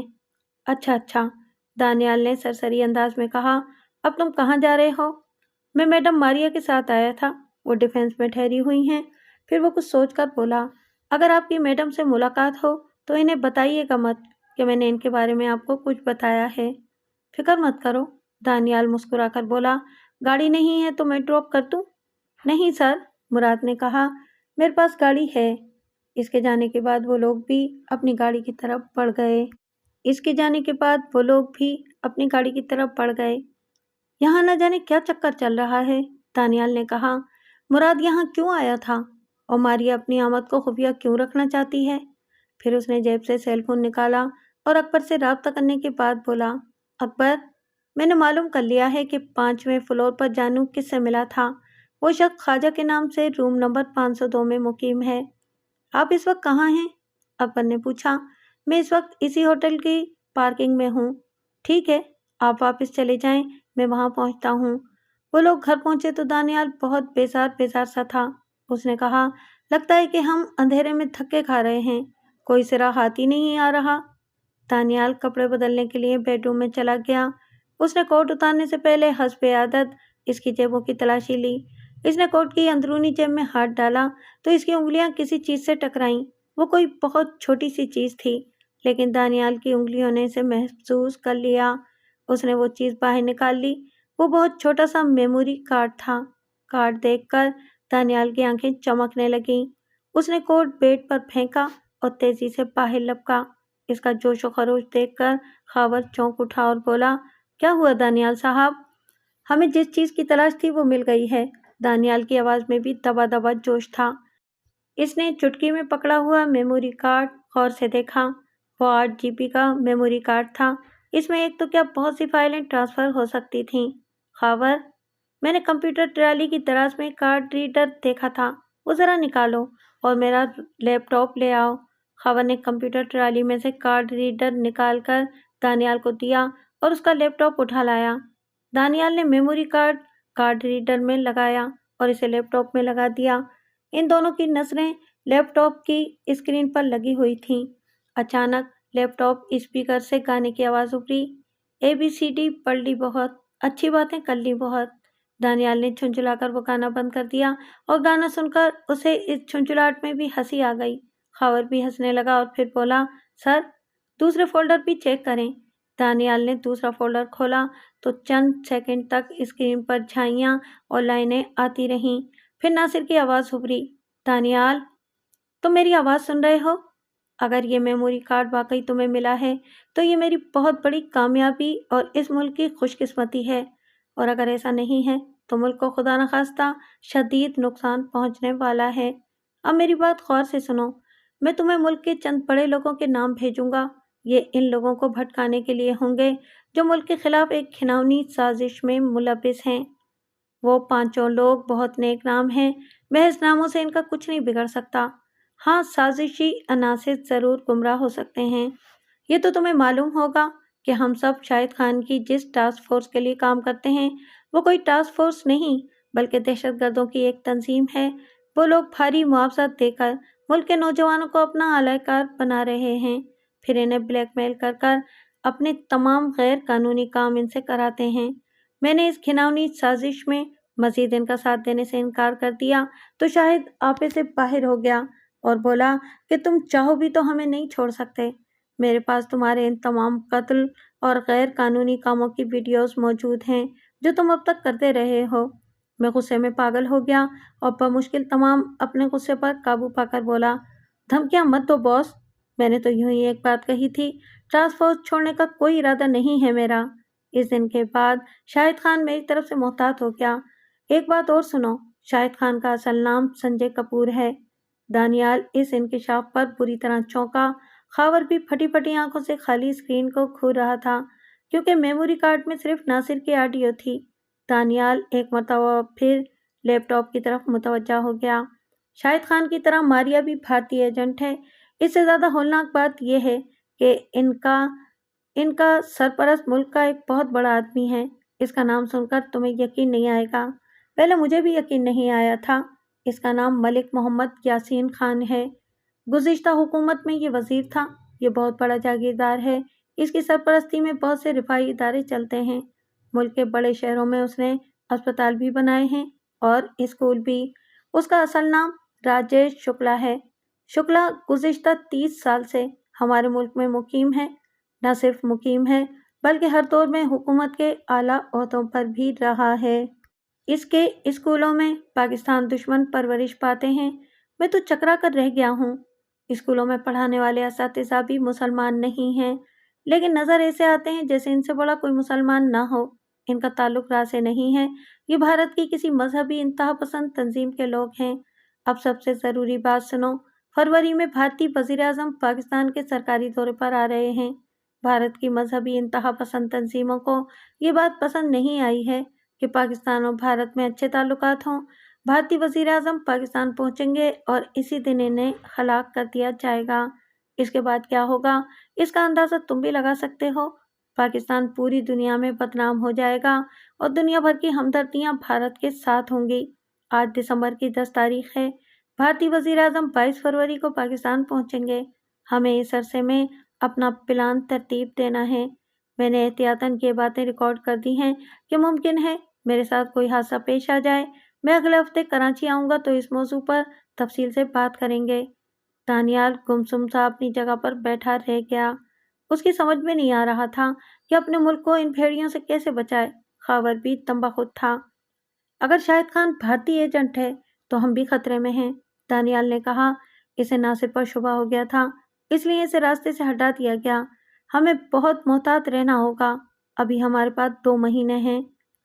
اتنے بڑے لوگوں کے خلاف ہم کارروائی کیسے کریں گے؟ خاور نے کہا۔ اس میموری کارڈ میں یاسین اور دیگر لوگوں کے خلاف ثبوت بھی ہوں گے۔ ناصر اتنے بڑے بڑے الزامات کیوں نہیں لگا سکتا؟ دانیال نے سوچا کہ میموری کارڈ کے دوسرے فولڈرز بھی چیک کر لیے جائیں۔ اس نے لیپ ٹاپ آن کر کے دوبارہ کارڈ ریڈر اس میں لگایا ہی تھا کہ اس کے سیل فون کی گھنٹی بجنے لگی۔ دوسری طرف اکبر تھا۔ ہاں اکبر، دانیال نے کہا، میں اس ہوٹل کی کمرہ نمبر 502 تک پہنچ گیا تھا، لیکن اس سے پہلے ہی کسی نے وہاں مقیم شخص کو قتل کر دیا۔ کیا؟ دانیال پوری طرح چونکا۔ تم اس وقت کہاں ہو؟ میں ابھی کچھ دیر پہلے ہوٹل سے نکلا ہوں۔ مجھے وہاں سے کچھ اہم سراغ بھی ملے ہیں۔ صبح آپ کے پاس آؤں گا۔ آپ کہیں تو ابھی آ جاؤں؟ ہاں تم ابھی آ سکتے ہو، دانیال نے کہا اور سلسلہ منقطع کر دیا۔ کون تھا؟ خاور نے پوچھا۔ اکبر؟ ہاں وہی تھا۔ وہ ابھی تھوڑی دیر میں یہاں پہنچ رہا ہے۔ یہ لیپ ٹاپ اٹھا کر رکھ دو، دانیال نے کارڈ ریڈر نکالتے ہوئے کہا۔ اب میں اکبر کے جانے کے بعد چیک کروں گا۔ پھر وہ ہنس کر بولا، تم ذرا کافی ہی بنا لو۔ ابھی بناتا ہوں، خاور نے کہا اور اٹھتے ہوئے بولا، آج سردی کچھ زیادہ ہی ہے۔ اس کے جانے کے بعد دانیال نے اپنے سیل فون سے میموری کارڈ نکالا اور اس کی جگہ ناصر والا میموری کارڈ لگا دیا اور اپنا میموری کارڈ ریڈر میں لگا دیا۔ یہ بھی کوئی محفوظ طریقہ نہیں تھا، لیکن فوری طور پر محفوظ تھا۔ آدھے گھنٹے کے بعد اکبر وہاں پہنچ گیا۔ اس نے بتایا کہ ہوٹل کی کمرہ نمبر 502 میں جو شخص مقیم تھا اس کا نام ارون گپتا تھا۔ ارون گپتا؟ خاور نے حیرت سے کہا۔ اس کا مطلب ہے کہ وہ ہندو تھا؟ مراد کہہ رہا تھا کہ وہاں تو خواجہ نام کا کوئی شخص مقیم ہے۔ میں ارون گپتا کا پاسپورٹ اور دوسرے اہم کاغذات لے آیا ہوں۔ اس نے پلاسٹک کا ایک لفافہ دانیال کی طرف بڑھا دیا اور اٹھتے ہوئے بولا، میں اب چلتا ہوں۔ اس کے جانے کے بعد دانیال نے بھی کچھ دیر کمر سیدھی کرنے کا ارادہ کیا۔ کمرے میں صرف ایک بیڈ تھا اور ایک ہی کمبل تھا۔ دانیال نے الماری کے نچلے حصے میں ایک اور کمبل بھی دیکھا تھا۔ خاور وہی کمبل اٹھا کر بیڈ روم میں صوفے پر لیٹ گیا۔ اس نے ہیٹر بھی آن کر دیا تھا، اس لیے کمرے کا درجہ حرارت خوشگوار تھا۔ فوراً ہی دانیال کو نیند آ گئی، مگر اچانک ہی اس کی آنکھ کھل گئی۔ اسے اندازہ نہیں تھا کہ وہ آدھا گھنٹہ سویا یا 1 گھنٹہ۔ کمرے میں گھپ اندھیرا تھا۔ دانیال نے لائٹ آن نہیں کی تھی۔ وہ لائٹ آف کر کے سونے کا عادی نہیں تھا۔ اس نے ہاتھ بڑھا کر اپنا سیل فون اٹھایا اور اس کا اسکرین آن کر دیا۔ اس کی مدھم روشنی میں اس نے کمرے کا جائزہ لیا تو چونک اٹھا۔ خاور اپنی جگہ پر نہیں تھا۔ باتھ روم کا دروازہ بھی کھلا ہوا تھا، وہ باتھ روم میں بھی نہیں تھا۔ خاور کہاں جا سکتا ہے؟ دانیال منہ منہ میں بڑبڑایا اور اٹھ کر کمرے سے باہر نکل آیا۔ اسے کچن کی طرف سے بہت خفیف سی آوازیں سنائی دیں۔ دانیال دبے پاؤں کچن کی طرف بڑھا۔ اس کا خیال تھا کہ کوئی دشمن گھر میں گھس آیا ہے اور کچن میں چھپا بیٹھا ہے۔ وہ کچن کی کھڑکی کے پاس پہنچا تو آوازیں واضح ہو گئیں۔ خاور کسی سے کہہ رہا تھا، نہیں وہ USB تو نہیں؟ دانیال کو ایک میموری کارڈ ضرور ملا ہے۔ اس میں آپ کے خلاف، میڈم کانتا کے خلاف اور تنظیم کے تمام لوگوں کے خلاف ثبوت ہیں۔ ہاں، اس میموری کارڈ کو میں نے اپنے قبضے میں لے لیا ہے۔ ہاں، دانیال اس وقت سو رہا ہے، گولی مار دوں؟ نہیں سر، میں چاہ رہا تھا کہ وہ دوسرا آدمی بھی یہاں موجود ہو تو دونوں کو ایک ساتھ گولی ماروں۔ نہیں، دانیال کو مجھ پر شک نہیں ہوا ہے۔ ٹھیک ہے، میں اپنا کام کر کے نکلتا ہوں۔ دانیال دبے قدموں بیڈ روم میں پہنچا اور اپنا ریوالور لوڈ کر کے پہلو میں رکھ لیا۔ تھوڑی دیر بعد خاور بھی کمرے میں پہنچا اور لائٹ آن کر دی۔ دانیال سرعت سے اٹھ کر بیٹھ گیا۔ خاور لائٹ آن کر کے پلٹا تو دانیال نے سرد لہجے میں کہا، تم کہاں گئے تھے؟ میں کہیں بھی نہیں، میں پانی پینے گیا تھا کچن تک، خاور جلدی سے بولا اور اپنی جیب میں ہاتھ ڈالنے کی کوشش کی۔ نہیں، دانیال ڈپٹ کر بولا اور خاور پر ریوالور تان لیا۔ اپنے ہاتھوں کو قابو میں رکھو۔ خاور ٹھٹک کر رک گیا اور بولا، کیا ہو گیا ہے دانیال صاحب؟ اپنے دونوں ہاتھ سر پر رکھو، دانیال نے چیخ کر کہا۔ خاور نے دونوں ہاتھ سر پر رکھتے ہوئے کہا، آپ شاید نیند میں ہیں۔ میں بکو مت، دانیال نے اسے جھڑک دیا۔ ابھی تم کس سے بات کر رہے تھے؟ میں کس سے بات کروں گا دانیال صاحب؟ خاور نے کہا، میں نے بتایا تو ہے کہ ابھی تم سیل فون پر کس سے بات کر رہے تھے؟ دانیال نے اس کی بات کاٹتے ہوئے کہا، سیل فون پر؟ وہ میں دیکھو خاور، دانیال نے اٹھتے ہوئے کہا، مجھے سب کچھ سچ سچ بتا دو، جھوٹ بولو گے تو جان سے جاؤ گے۔ دانیال کا لہجہ سرد اور شفاف تھا۔ ابھی تم کس سے بات کر رہے تھے؟ یہ کہتے ہوئے دانیال نے اس کی جیب میں ہاتھ ڈال کر اس کا سیل فون نکال لیا۔ بتاؤ، کس سے بات کر رہے تھے؟ میرا ایک دوست تھا، خاور نے کہا۔ دوست کا نام بتاؤ، دانیال نے درست لہجے میں پوچھا۔ خاور نے اچانک اچھل کر اس کے ہاتھ پر لات ماری۔ دانیال کے ہاتھ سے ریوالور نکل گیا۔ خاور نے اس پر چھلانگ لگائی، لیکن دانیال نے اچانک اپنی جگہ چھوڑ دی۔ خاور اپنے ہی زور میں بیڈ کی پشت سے ٹکرایا۔ دانیال نے ایک دم گھوم کے اس کی گردن دبوچ لی اور اسے پوری قوت سے دبانے لگا۔ خاور بری طرح تڑپنے لگا۔ اس کی آنکھیں حلقوں سے باہر نکل آئیں۔ دانیال نے اسے فرش پر دھکیل دیا اور لپک کر اپنا گرا ہوا ریوالور اٹھا لیا۔ خاور فرش پر پڑا اپنی گردن مسل رہا تھا۔ دانیال نے ریوالور اس کی کھوپڑی پر رکھ دیا اور ڈپٹ کر بولا، میں نے تجھے ایک دفعہ تو چھوڑ دیا، لیکن بار بار نہیں چھوڑوں گا۔ بتا، تو کس سے بات کر رہا تھا؟ اب تم سمجھ ہی گئے ہو تو تمہیں کیا بتانا؟ خاور نے کھانستے ہوئے کہا، میں باس سے بات کر رہا تھا، شاہد خان سے۔ شاہد خان نہیں، سنجے کپور کا ہو، دانیال نے درست لہجے میں کہا۔ ہاں، سنجے کپور سے، خاور بے خوفی سے بولا۔ اور یہ کانتا میڈم شاید ماریا ہے؟ دانیال نے پوچھا۔ ہاں، خاور نے کہا۔ اب تم جلدی سے اپنا نام بھی بتا دو اور عہدہ بھی۔ میرا نام جان کر کیا کرو گے؟ خاور نے کہا، میں جانتا ہوں تم مجھے زندہ نہیں چھوڑو گے۔ ہاں، دانیال نے سرد لہجے میں کہا، لیکن میں خاور کو نہیں مارنا چاہتا، اسے مارنا چاہتا ہوں جس نے خاور کا بھید بدل رکھا ہے۔ میرا نام پرکاش ہے، خاور نے کہا۔ اپنا عہدہ بتاؤ، دانیال نے پوچھا۔ اگر تم یہ سمجھ رہے ہو کہ میرا تعلق را سے ہے تو تم غلط سمجھ رہے ہو۔ میرا تعلق پہلے RSS سے تھا، اب ایک اور تنظیم سے ہے۔ بھائی، اس سے زیادہ میں کچھ نہیں بتاؤں گا۔ وہ میموری کارڈ میرے حوالے کرو۔ Memory card? خاور ہنس کر بولا، اب وہ تمہیں نہیں مل سکتا۔ میں مارنے سے پہلے تمہارے بدن کی کھال کھینچ لوں گا، دانیال نے ترش لہجے میں کہا۔ تم میرے ٹکڑے بھی کر دو، میرا قیمہ بنا دو، لیکن میموری کارڈ تمہیں نہیں مل سکتا۔ میں نے اسے جلا کر اس کی راکھ بھی بہا دی ہے۔ یہ کہہ کر خاور پاگلوں کی طرح ہنسنے لگا۔ مجھے معلوم تھا کہ اس میں ہمارے خلاف ثبوت بھی ہوں گے۔ ان ثبوتوں کے بغیر تم کچھ ثابت نہیں کر سکو گے۔ لوگ تمہیں پاگل سمجھیں گے، بلکہ پاکستان سرکار تو خود تمہیں پاگل خانے بھجوا دے گی۔ خاور ایک مرتبہ پھر پاگلوں کی طرح ہنسنے لگا۔ دانیال نے مٹھیاں بھیج کر اپنی بے بسی کا مظاہرہ کیا، پھر بولا، چلو تم مجھے زبانی ہی بتا دو، میری بات پر کوئی یقین نہیں کرے گا۔ افسوس، خاور نے طنزیہ لہجے میں کہا، ملک یاسین 30 برس سے تمہارے سینوں پر منہ ڈل رہا ہے، تمہارے ساتھ کھاتا پیتا ہے، تمہارے ساتھ نمازیں پڑھتا ہے، لیکن تم لوگوں کو احساس بھی نہ ہوا۔ سنجے کپور پچھلے 15 سال سے یہاں ہیں، اس نے اب تک تمہاری حکومت کے کئی اہم راز اپنی تنظیم تک پہنچائے ہیں۔ پھر وہ مسکرا کر بولا، اور پوچھو، کیا پوچھنا ہے؟ جب تمہارے پرائم منسٹر یہاں آئیں گے تو انہیں نشانہ کون بنائے گا؟ یہ تو مجھے بھی معلوم نہیں، خاور نے جواب دیا۔ اس کے لہجے میں سچ تھا۔ شاید کیا، بلکہ یقیناً ناصر کو معلوم ہوگا اور اس میموری کارڈ کے کسی فولڈر میں بھی موجود ہوگا، لیکن وہ فولڈر تو… وہ پھر پاگلوں کی طرح ہنسا۔ دانیال نے اچانک ریوالور اس پر تان لیا اور طنزیہ لہجے میں ہنس کر بولا، پرکاش جی، اب جو کچھ میں تمہیں بتاؤں گا تم اس پر واقعی پاگلوں کی طرح ہنسو گے۔ تمہیں بناوٹ کرنے کی ضرورت نہیں پڑے گی۔ تم کیا مجھے اتنا ہی الو کا پٹھا سمجھتے ہو کہ میں اس میموری کارڈ کی طرف سے یوں غافل ہو جاؤں گا؟ وہ میموری کارڈ اب بھی میرے پاس محفوظ ہے۔ کارڈ ریڈر میں تو میں نے فضول سا ایک کارڈ لگا دیا تھا۔ ناصر کا کارڈ 8 GB کا تھا، میں نے جو کارڈ اس کی جگہ رکھا تھا وہ 4 GB کا تھا۔ یقین نہ آئے تو تم وہ کارڈ نکال کر دیکھ سکتے ہو، میں جانتا ہوں تم نے وہ کارڈ ضائع نہیں کیا ہے۔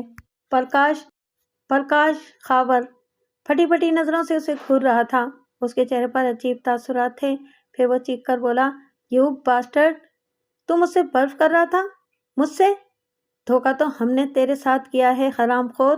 چھل کپٹ میں ہم سے زیادہ کون ہے؟ ہم اپنے پردھان منتری کو قتل کیوں کرنے لگے؟ ناصر خود کو عقل کل سمجھتا تھا، ہمارے ہی لوگوں نے اسے یہ بتایا تھا، ورنہ ہمارا پلان تو کچھ اور ہے۔ اس مرتبہ ہم پاکستان کو ایسا زخم لگائیں گے کہ وہ مدتوں نہ بھر سکے گا۔ دانیال کے چہرے پر بے بسی کے تاثرات تھے۔ میں تمہیں ایک ٹپ دے سکتا ہوں، پرکاش گویا دانیال کی بے بسی سے لطف اندوز ہوتے ہوئے بولا، لیکن اس ٹپ سے تم لوگ اور پاگل ہو جاؤ گے، بلکہ پاگل کتوں کی طرح ایک شہر سے دوسرے اور دوسرے سے تیسرے کی طرف بھاگو گے۔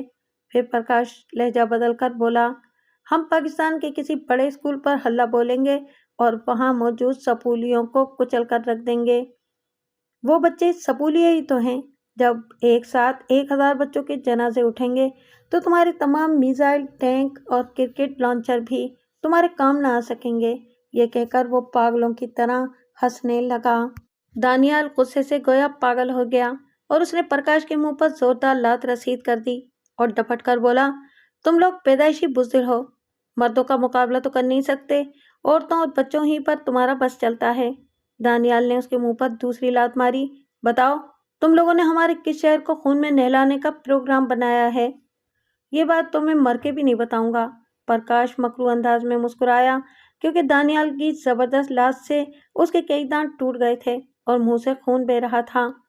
میں تجھ پر اپنی گولی ضائع نہیں کروں گا، بلکہ تیری کھال کھینچ لوں گا۔ اس کے جوتے بھی بنوا لینا، پرکاش نے طنزیہ لہجے میں کہا اور کنکھیوں سے دیوار گیر کھڑی دیکھی۔ دانیال اس کی اس حرکت پر چونک اٹھا۔ اسے اچانک خیال آیا کہ پرکاش اسے باتوں میں لگا کر وقت ضائع کر رہا ہے اور اسے کسی کی آمد کا انتظار ہے۔ دانیال اچانک کھڑا ہو گیا۔ اس نے تیزی سے پرکاش کے ہاتھ پشت پر باندھے اور خود بھی بہت عجلت میں کپڑے بدل لیے۔ اس نے اپنے دونوں ریوالور بغلی ہولسٹرز میں ڈالے اور پرکاش کو کھینچتا ہوا باہر لے چلا۔ یہ تم کیا کر رہے ہو؟ دانیال کو پہلی دفعہ پرکاش کے لہجے میں خوف محسوس ہوا۔ صبح ہونے میں زیادہ دیر نہیں تھی، تمام اپارٹمنٹ میں تاریکی اور سناٹا تھا۔ دانیال پرکاش کو گھسیٹتا ہوا گاڑی تک لے گیا اور اسے پیسنجر سیٹ میں ٹھوس دیا۔ کمپلیکس کے صدر دروازے پر کاہل سا ایک چوکیدار بیٹھا اونگ رہا تھا۔ دانیال نے احتیاطاً گاڑی صاف کرنے کا میلا کپڑا اٹھا کر پرکاش کے منہ میں ٹھوس دیا۔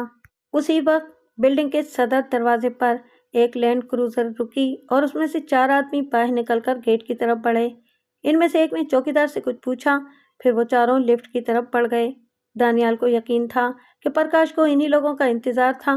وہ فیصلہ نہیں کر پا رہا تھا کہ پرکاش کو لے کر نکلے یا ان لوگوں کا شکار کرے۔ پھر اس نے لمحوں میں ان لوگوں کو گھیرنے کا فیصلہ کر لیا۔ اس نے ریوالور کے دستے کی ایک نپی تلی ضرب پرکاش کے سر پر ماری۔ وہ بیٹھے بیٹھے ایک طرف لڑک گیا۔ پھر اس نے جیب سے سیل فون نکال کر اکبر کو کال کی اور مختصراً اسے بتایا کہ وہاں کیا صورتحال ہے۔ دانیال کو یہ بھی اندازہ تھا کہ ان کا ایک آدمی گاڑی میں بھی بیٹھا ہوگا۔ गाड़ी में एक से ज्यादा अफराद भी हो सकते थे। दानियाल ने प्रकाश की तरफ से इत्मीनान किया कि वो कम से कम आधे घंटे तक होश में नहीं आएगा। होश में आ भी जाता तो वो गाड़ी में से निकल नहीं सकता था। कॉम्प्लेक्स के मेन गेट पर हल्की रोशनी का एक बल्ब रोशन था। दानियाल दबे पांव गेट की तरफ बढ़ा और आहिस्ता से बाहर निकल गया। फिर वो चक्कर काटकर लैंड क्रूजर तक पहुंचा। सर्दी की वजह से गाड़ी के शीशे चढ़े हुए थे, इसलिए इसे कुछ नजर नहीं आ रहा था। वक्त बहुत तेजी से गुजर रहा था। वो लोग किसी भी वक्त वापस आ सकते थे। दानियाल ने उंगली से गाड़ी का शीशा बजाया। फौरन ही गाड़ी का शीशा सरकने की आवाज आई और अंदर बैठे हुए आदमी ने मशकूक नजरों से दानियाल को घूरते हुए पूछा, क्या बात है? दानियाल ने अचानक रिवॉल्वर उसके सामने कर दिया और बोला, ये बात है। कौन हो तुम? और दानियाल ने कुछ कहे बगैर उसकी खोपड़ी पर रिवॉल्वर का दस्ता रसीद कर दिया। वो बेहोश होकर पैसेंजर सीट की तरफ लुढ़क गया। दानियाल घूमकर गाड़ी की दूसरी तरफ गया। इसके 2 टायर नाकारा कर दिए। कॉम्प्लेक्स के बाहर कई दूसरी गाड़ियां भी खड़ी थीं। दानियाल इन्हीं में से एक गाड़ी के पीछे छुप गया। वहां से इसे कॉम्प्लेक्स का मेन गेट बिल्कुल साफ नजर आ रहा था। इसने फिर सेल फोन निकालकर अकबर का नंबर मिलाया तो वो बोला, दानियाल साहब, मैं बस 2 मिनट में पहुंचने वाला हूँ। आप कहाँ हैं? तुम कॉम्प्लेक्स के बाहर ही रहना। मेन गेट के सामने एक लैंड क्रूजर खड़ी है। हमलावर इसी में आए हैं और इस वक्त अपार्टमेंट की तलाशी ले रहे होंगे। इनके ड्राइवर को मैंने बेहोश कर दिया है। अब इनका इंतजार कर रहा हूँ। इसी वक्त कुछ फासले पर इसे बाइक रुकने की आवाज सुनाई दी। बाइक की आवाज सुनकर दानियाल समझ गया कि अकबर आ गया है। अचानक इमारत की तरफ से कुछ लोग गाड़ी की तरफ बढ़ते हुए नजर आए। दानियाल ने रिवॉल्वर पर साइलेंसर फिट कर लिया और आने वालों की घात में बैठ गया। दानियाल जानता था कि वो लोग वहां से भागने में कामयाब नहीं होंगे। हाँ, पैदल फरार हुए तो बात दूसरी थी। वो लोग गाड़ी के नजदीक पहुंचे तो दानियाल को इनकी आवाजें भी सुनाई देने लगीं। इनमें से एक बोला, इस मरदूद प्रकाश ने फजूल में हमारी दौड़ें लगवा दी। वहां न दानियाल था न वो मेमोरी कार्ड। हो सकता है कि प्रकाश को इन्हीं लोगों ने वहां से हटा दिया हो, या फिर होने को तो कुछ भी हो सकता है। फिर वो ठिठक कर बोला, अरे इसे क्या हुआ? गुलाम हुसैन, गुलाम हुसैन। वो शायद ड्राइवर को आवाज़ें दे रहा था। यहाँ से निकल चलो शिवा। बोलने वाले की आवाज़ में तशवीश थी। मुझे तो लगता है कि गुलाम हुसैन को किसी ने बेहोश कर दिया है। वो दूसरों से मुखातिब हुआ, चलो बैठो गाड़ी में। ड्राइवर को एक तरफ धकेल कर वो खुद स्टीयरिंग पर बैठ गया और गाड़ी का इंजन स्टार्ट कर दिया। दूसरी तरफ से अचानक कोई चीखा, रुक जाओ शिवा, गाड़ी के 2 टायर भी बस्ट हैं। शिवा गाड़ी से निकला और एकदम जमीन पर लेट गया। दानियाल को अफसोस हुआ कि उसने पहले शिवा का निशाना क्यों न लिया। तुम लोग अपने हाथ उठाकर खड़े हो जाओ। सन्नाटे में अकबर की गजदार आवाज गूंजी, तुम्हें चारों तरफ से घेर लिया गया है। इस मर्तबा अकबर की आवाज दूसरी तरफ से आई, इसलिए भागने की कोशिश मत करना वरना मारे जाओगे। चंद लम्हे बाद अकबर की आवाज फिर गूंजी, जल्दी करो वरना। इसी वक्त एक बेआवाज फायर हुआ। जवाबी तौर पर अकबर ने भी इन पर फायर कर दिया। इसने भी अपनी गन पर साइलेंसर फिट कर लिया था। चंद लम्हों के वक्फे से अकबर की तरफ से दूसरा फायर हुआ और फिजा में किसी की चीख उभरी। इसके साथ ही गाड़ी के दरवाजे खुलने और बंद होने की आवाज सुनाई दी। गाड़ी का इंजन स्टार्ट हुआ और वो 2 टायरों पर लड़खड़ाती हुई वहां से रवाना हो गई। गाड़ी मेरी तरफ आ रही थी। मैंने अंदाजे से निशाना लेकर फायर कर दिया। विंड स्क्रीन का शीशा टूटने का छनाका सुनाई दिया, लेकिन गाड़ी रुकी नहीं। वो इसी तरह लड़खड़ाती हुई और खड़खड़ाती हुई वहां से गुजर गई। वहां से कुछ फासले पर जाकर अचानक गाड़ी रुक गई और किसी ने इसकी तरफ फायर किया, लेकिन गोली कई फीट दूर से गुजर गई। शायद इन लोगों ने भी भागने के बजाय मुकाबला करने का फैसला कर लिया था। इन्हें यह भी अंदाजा हो गया होगा कि इन्हें चारों तरफ से घेरा नहीं गया था, वरना अब तक वो सब मारे जा चुके होते। वो लोग वक्फे वक्फे से फायरिंग कर रहे थे। इतनी फायरिंग अगर साइलेंसर के बगैर होती तो इस वक्त इस इलाके में कोहराम मच चुका होता। गाड़ी का विंड स्क्रीन टूटने से कुछ फ्लैटों की खिड़कियां जरूर खुली थीं, फिर फौरन ही बंद हो गई थीं। हालात ही कुछ ऐसे थे कि लोग अपने खोल में सिमट कर रह गए थे। अचानक किसी गाड़ी का इंजन स्टार्ट हुआ, फिर वो गाड़ी तेजी से रवाना हो गई। दानियाल को अचानक एहसास हुआ कि अब इन लोगों की तरफ से फायरिंग नहीं हो रही है। फिर वो अचानक उछलकर खड़ा हो गया और मोहतात अंदाज में लैंड क्रूजर की तरफ भागा। लैंड क्रूजर में कोई नहीं था। पलक झपकते में दानियाल की समझ में सारी बात आ गई। इन लोगों ने एक आदमी को फायरिंग पर लगाया ताकि दानियाल आगे न बढ़ सके। इनका एक आदमी वहां खड़ी हुई किसी गाड़ी का लॉक खोलने की कोशिश कर रहा था। लॉक खुलते ही उसने इग्निशन वायर डायरेक्ट करके गाड़ी स्टार्ट की होगी और वो सब वहां से फरार हो गए होंगे। वो अपने साथ बेहोश ड्राइवर को भी ले गए थे। मुझसे बहुत जबरदस्त हिमाकत हो गई, दानियाल खुद कलामी के अंदाज में बोला। इन लोगों को उसी वक्त निशाना बनाना चाहिए था जब वो गाड़ी की तरफ आ रहे थे। इसे अंधेरे में अकबर का हेवला दिखाई दिया, वो भी गाड़ी की तरफ आ रहा था। वापस चलो अकबर, दानियाल ने कहा। इस वक्त तो मुझसे बहुत बड़ी हिमाकत हो गई है। वो लोग 2 गाड़ियों में थे क्या? अकबर ने पूछा। दानियाल ने इसे बताया कि वो लोग वहां से कैसे फरार हुए हैं। वो दोनों वापस पहुंचे तो ऊँघने वाला चौकीदार अब चाको चौबंद गेट पर खड़ा हुआ था। दानियाल इस अपार्टमेंट में पहले भी कई महीने नासिर के साथ रहा था, इसलिए चौकीदार इसे पहचानता था। उसने दानियाल को सलाम किया और बोला, अब पैदल किधर से आ रहा है साहब? फिर वो कुछ सोचकर बोला, साहब अभी यहाँ कुछ गड़बड़ हुआ है। कैसी गड़बड़? दानियाल ने पूछा। मैंने गाड़ी का शीशा टूटने का आवाज़ सुना था। फिर वो गाड़ी इधर से गया तो ऐसा लग रहा था कि इसका कोई टायर पंचर है। दानियाल ने इसकी बात का कोई जवाब नहीं दिया और खामोशी से अंदर की तरफ बढ़ गया। अंधेरे में जाकर इनका रुख पार्किंग की तरफ हो गया।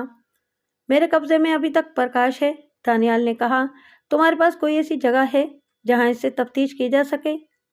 जी हाँ, ऐसी एक जगह है। चलो तुम स्टीयरिंग पर बैठो, दानियाल ने इसे चाबी देते हुए कहा। अकबर ने गाड़ी का दरवाज़ा खोला तो अंदर की लाइट रोशन हो गई। पैसेंजर सीट पर प्रकाश गैर फितरी हालत में पड़ा था। उसके चेहरे पर मुर्दनी छाई हुई थी। दानियाल ने इसकी नब्ज देखी, फिर नाक के आगे हाथ लहराया और बोला, उफ, ये भी मर गया। अकबर ने उसके मुंह में ठुसा हुआ कपड़ा निकाल दिया। दानियाल को पैसेंजर सीट पर अचानक खून दिखाई दिया तो वो चौंक उठा और बोला, आज का दिन ही बुरा है। इसकी खोपड़ी पर हाथ कुछ ज्यादा ही जोर से पड़ गया। ये खोपड़ी की चोट से नहीं मरा होगा तो दम घुटने से मर गया होगा। गाड़ी में कहीं हवा का गुजर नहीं है और इसके मुंह में कपड़ा भी ठुसा हुआ था। जाओ अब इसे ठिकाने लगा कर आओ। वो लोग सर झुकाए मारिया के सामने खड़े थे और वो चीख रही थी, तुम सब लोग निकम्मे हो गए हो, एक आदमी तुम्हारे काबू में नहीं आ रहा। मैडम, वो अकेला नहीं था, बल्कि इसके साथ 3-4 आदमी और भी थे। इनमें से एक आदमी मिनमिनाकर बोला। बको मत, मारिया चीखी। मैं दानियाल को अच्छी तरह जानती हूँ, वो तो अपने साय पर भी एतबार नहीं करता। फिर वो ज्यादा भीड़ भाड़ पसंद नहीं करता। इसके साथ 3-4 आदमी कैसे हो सकते हैं? वो कराची में होता तो मैं मान लेती, लाहौर में इतने आदमी वो कहाँ से लाएगा जिन पर वो एतमाद भी कर सके। अब तो जो हो गया वो हो गया कांता, संजय खान ने कहा। प्रकाश की फिक्र करो, वो दानियाल को कुछ बता न दे। प्रकाश मर जाएगा लेकिन जबान नहीं खोलेगा, कांता ने पूरी यकीन लहजे में कहा। मुझे तो इस मेमोरी कार्ड की फिक्र है। मेमोरी कार्ड में भी वही कुछ होगा जो हमने नासिर तक पहुंचाया था। वो लोग इन 5 आदमियों के पीछे पड़े होंगे जिनके नाम हमारे ही आदमी ने नासिर तक पहुंचाए थे। नासिर तो मर गया, संजय ने कहा। अब सिर्फ हमारे रास्ते की रुकावट दानियाल है। मैं पुलिस को इसके पीछे लगा देता हूँ। इसे ब्लैकमेल करने के लिए मेरे पास बहुत कुछ है। अब इसका कोई फायदा नहीं, कांता ने कहा। पुलिस दानियाल को पकड़ेगी तो वो हमें भी साथ में लपेट लेगा। मैं इस वक्त किसी किस्म का प्रॉब्लम नहीं चाहती हूँ। ऐसा लग रहा था जैसे संजय कांता का मातहत हो। वो इससे भी इसी तहकमाना लहजे में बात कर रही थी। मुझे अगर पहले पता होता कि ये दानियाल हमारे लिए इतना बड़ा खतरा बन जाएगा तो मैं इसे लाहौर आने से पहले ही खत्म करा देती। फिर वो इन लोगों से मुखातिब हुई, तुम लोग सब काम छोड़ दो, बस किसी तरह दानियाल को ठिकाने लगा दो। यस मैडम, इनमें से एक बोला। फिर वो सब बाहर निकल गए। कांता और संजय कमरे में तन्हा रह गए। दानियाल की कोई ऐसी दुखती रग भी नहीं है जिस पर हाथ रखा जा सके, संजय ने कहा। माँ बाप, बहन भाई, बीवी या महबूबा। वो हरामखोर बहुत चालाक है, कांता ने कहा। अपने माँ बाप और बहन भाइयों को उसने बहुत पहले दुबई भिजवा दिया था। उसने अब तक शादी नहीं की है और कोई महबूबा भी नहीं है। बस 1 हफ्ते की बात है, संजय ने कहा। इसके बाद मैं दानियाल से भी निपट लूंगा। बस वो बदबख्त अपनी खुफिया एजेंसी के किसी अफसर तक न पहुंच जाए। इसे पहुंचने दो, संजय ने कहा। इसकी बात का यकीन कौन करेगा? वो अफसर ही इसे पागलखाने भिजवा देगा। इस बात पर कांता मुस्कुराने लगी। संजय जल्दी से बोला, ये बातें तो होती रहेंगी, चलो अब कुछ देर आराम कर लें। जानती हो, तुम मुस्कुराती हुई कितनी हसीन लगती हो। जानती हूँ, कांता ने सर्द लहजे में कहा, लेकिन इस वक्त मुस्कुराने का बिल्कुल मूड नहीं है। गोपाल कब तक पहुंच रहा है? संजय ने कहा। गोपाल कल सुबह तक यहाँ पहुंच जाएगा। वो अपने साथ 12 शार्प शूटर्स ला रहा है। विजय ने इन लोगों पर बहुत मेहनत की है। अफसोस की बात यह है कि वो सब लोग मारे जाएंगे। इसमें अफसोस की क्या बात है? कांता ने कहा। हम में से कोई भी किसी भी वक्त मारा जा सकता है। फिर वो उठते हुए बोली, मैं कुछ देर सोना चाहती हूँ, कल से मुसलसल जाग रही हूँ। ये तो नासिर ने बहुत भयानक इंकिशाफात किए हैं, अकबर ने कहा। वो दोनों अकबर के घर में बैठे थे और अभी मेमोरी कार्ड के तमाम फोल्डर्स चेक करके फारिग हुए थे। ये तो मालूम हुआ कि वो लोग कराची के किसी स्कूल को निशाना बनाएंगे। नासिर ने 5 स्कूलों के नाम लिखे हैं। इनमें से कोई भी हो सकता है। इनके अलावा भी कोई हो सकता है। दानियाल ने पुरतशवीश लहजे में कहा। मैं ये काम अकेला नहीं कर सकता। मुझे किसी सरकारी अफसर से बात करना होगी। हो सकता है वो इस मेमोरी कार्ड की बातों पर कायल हो ही जाए, वरना मैं तो अपने तौर पर आखिरी दम तक कोशिश करता रहूँगा। दानियाल ने अचानक अकबर से कहा, पाकिस्तान की खुफिया एजेंसी में तुम्हारा कोई जानने वाला नहीं है? अकबर बेसाख्ता मुस्कुराया और बोला, जानने वाले बहुत हैं दानियाल साहब। दानियाल ने चौंक कर उसे देखा। जानने वाले बहुत हैं? मुझे हुक्म मिला है कि अब मैं आपको सच सच बता दूं कि दानियाल ने बिजली की सी सूरत से रिवॉल्वर निकाल लिया और चीख कर बोला, अपनी जगह से हरकत मत करना, वरना तुम जानते हो कि मैं गोली चलाने में देर नहीं करता। अकबर हैरत से आंखें फाड़े उसे यूं देख रहा था जैसे दानियाल का जहनी तवाज़न बिगड़ गया हो। उसने हैरत भरे लहजे में पूछा, क्या हुआ दानियाल साहब? क्या मैंने? बको मत, दानियाल चीख कर बोला, अब मैं मजीद धोखा खाने को तैयार नहीं हूँ। लेकिन मैंने आपको कौन सा धोखा दिया है? अकबर के लहजे में हैरत बरकरार थी। मुझसे ज्यादा बकवास मत करो, दानियाल चीख कर बोला। अपने दोनों हाथ सर पर रखो और दीवार की तरफ घूम जाओ। मैं फिर पूछूंगा कि आखिर तुमने सुना नहीं मैंने क्या कहा है? दानियाल चीख कर बोला। दीवार की तरफ घूमने के लिए मुझे उठना पड़ेगा, अकबर ने कहा। तो उठ जाओ, दानियाल दुरुस्त लहजे में बोला, लेकिन अपने दोनों हाथ सर पर रख लो। अकबर ने अपने दोनों हाथ सर पर रखते हुए कहा, दानियाल साहब, मैं आपकी बहुत इज्जत करता हूँ कि आप बहुत पुरएतमाद और बाहिम्मत शख्स हैं। मेरी इज्जत तो वो प्रकाश भी बहुत करता था, दानियाल ने तंजिया लहजे में कहा, लेकिन अब मुझे अपनी इज्जत कराने का कोई शौक नहीं है। उसने आगे बढ़कर लैपटॉप से कार्ड रीडर निकाल लिया। आप तो मुझे बहुत गलत समझ रहे हैं दानियाल साहब। अकबर का लहजा भी सर्द हो गया। अब तक मैं तुम्हें गलत ही समझता रहा, दानियाल ने कहा। यह मेरी बदकिस्मती है कि मैंने जिन लोगों पर भरोसा किया, इन्हीं लोगों ने मुझे डसने की कोशिश की। अच्छा, अब समझा मैं, अकबर ने कहा। बातों में वक्त ज़ाया मत करो, दानियाल चीख कर बोला और आगे बढ़कर अकबर की जेब से पिस्टल निकाल लिया। अब बताओ, तुम लोगों का क्या प्रोग्राम है? कैसा प्रोग्राम? अकबर ने कहा। मुझसे उड़ने की कोशिश मत करो अकबर, दानियाल ने कहा। प्रकाश ने भी उड़ने की कोशिश की थी। बताओ, तुम लोग कहाँ हमला करोगे? मुझे नहीं मालूम, अकबर ने संजीदगी से कहा। मेरे पास ज़ाया करने को वक्त नहीं है, दानियाल ने कहा। मैं तुमसे आखिरी दफ़ा पूछ रहा हूँ कि मैं भी आपको आखिरी बार बता रहा हूँ कि आपकी तरह मैं भी लाइल हूँ। ओके, दानियाल ने कहा। अब अगर तुम मुसलमान हो तो कलमा पढ़ लो और हिंदू हो तो अपने भगवान को याद कर लो। दानियाल का लहजा सर्द और शफाक था। अकबर की रीढ़ की हड्डी में सर्द सी लहर तोड़ गई। अच्छा, और मैंने बता दिया तो क्या आप मुझे छोड़ देंगे? अकबर ने कहा। मुझे मरना ही है तो बताने का फायदा? दानियाल खोई खोई नजरों से घूरता रहा। वो शायद फैसला नहीं कर पा रहा था कि अकबर को मार दे या इससे मालूमात हासिल करे। इस वक्त दानियाल की पुश्त दरवाजे की तरफ थी। अकबर ने दीवार की तरफ मुंह किया जरूर था, लेकिन फिर फौरन ही दानियाल की तरफ घूम गया। उसने फिर दानियाल से पूछा, दानियाल साहब, मुझे मारना ही है तो फिर इंतजार क्या कर रहे हैं? फिर वो दरवाजे की तरफ देखकर अचानक चीखा, वेरी गुड मोहन। दानियाल ने सिर्फ एक लम्हे को मुड़कर देखा था। अकबर ने अचानक इस पर जस्ट लगाई और उसका रिवॉल्वर छीनकर दानियाल की पुश्त पर लगा दिया। मैं अभी आपकी गलतफहमी दूर कर देता हूँ। उसने दानियाल की जेब में हाथ डालकर दूसरा रिवॉल्वर भी निकाल लिया। दानियाल इसे नफरत भरी नजरों से देख रहा था। अकबर ने जेब में हाथ डाला और अपना वॉलेट निकाल लिया। फिर इसमें से एक कार्ड निकालकर दानियाल की तरफ फेंक दिया। दानियाल ने सिर्फ एक लम्हे को मुड़कर देखा था। अकबर ने अचानक उस पर जस्त लगाई और उसका रिवॉल्वर छीनकर दानियाल की पेशानी पर लगा दिया। मैं अभी आपकी गलतफहमी दूर कर देता हूँ। उसने दानियाल की जेब में हाथ डालकर दूसरा रिवॉल्वर भी निकाल लिया। دانیال اسے نفرت بھری نظروں سے دیکھ رہا تھا۔ اکبر نے جیب میں ہاتھ ڈالا اور اپنا والیٹ نکال لیا، پھر اس میں سے ایک کارڈ نکال کر دانیال کی طرف پھینک دیا۔ دانیال نے ایک اچڑتی ہوئی نظر کارڈ پر ڈالی، پھر اکبر کی تصویر دیکھ کر چونک گیا اور بلند آواز میں بولا، کیپٹن ارسلان احمد فرام۔ جی میں اکبر نہیں بلکہ کیپٹن ارسلان ہوں۔ لیکن تم کیپٹن صاحب آپ؟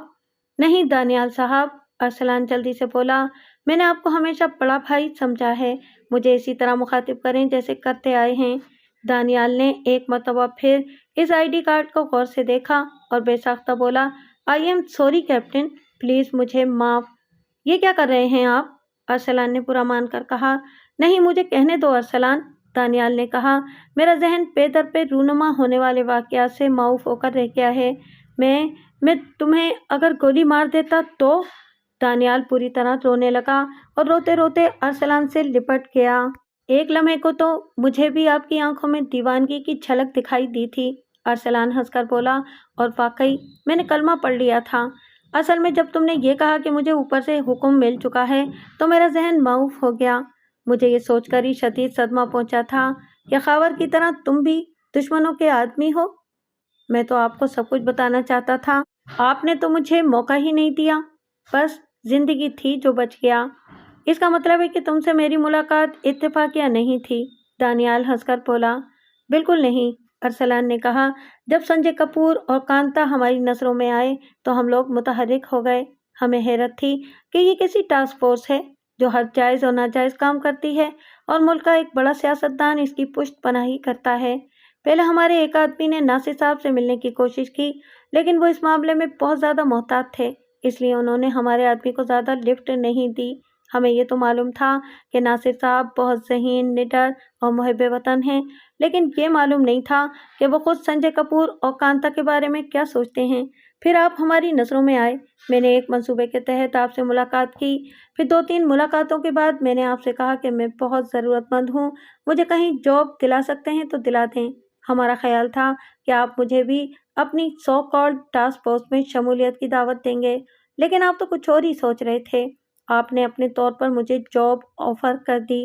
یہ سب باتیں تو میں جانتا ہوں، دانیال نے کہا، لیکن آپ یہ نہیں جانتے ہوں گے کہ مجھے یہ مشورہ بریگیڈیئر سجاد صاحب نے دیا تھا۔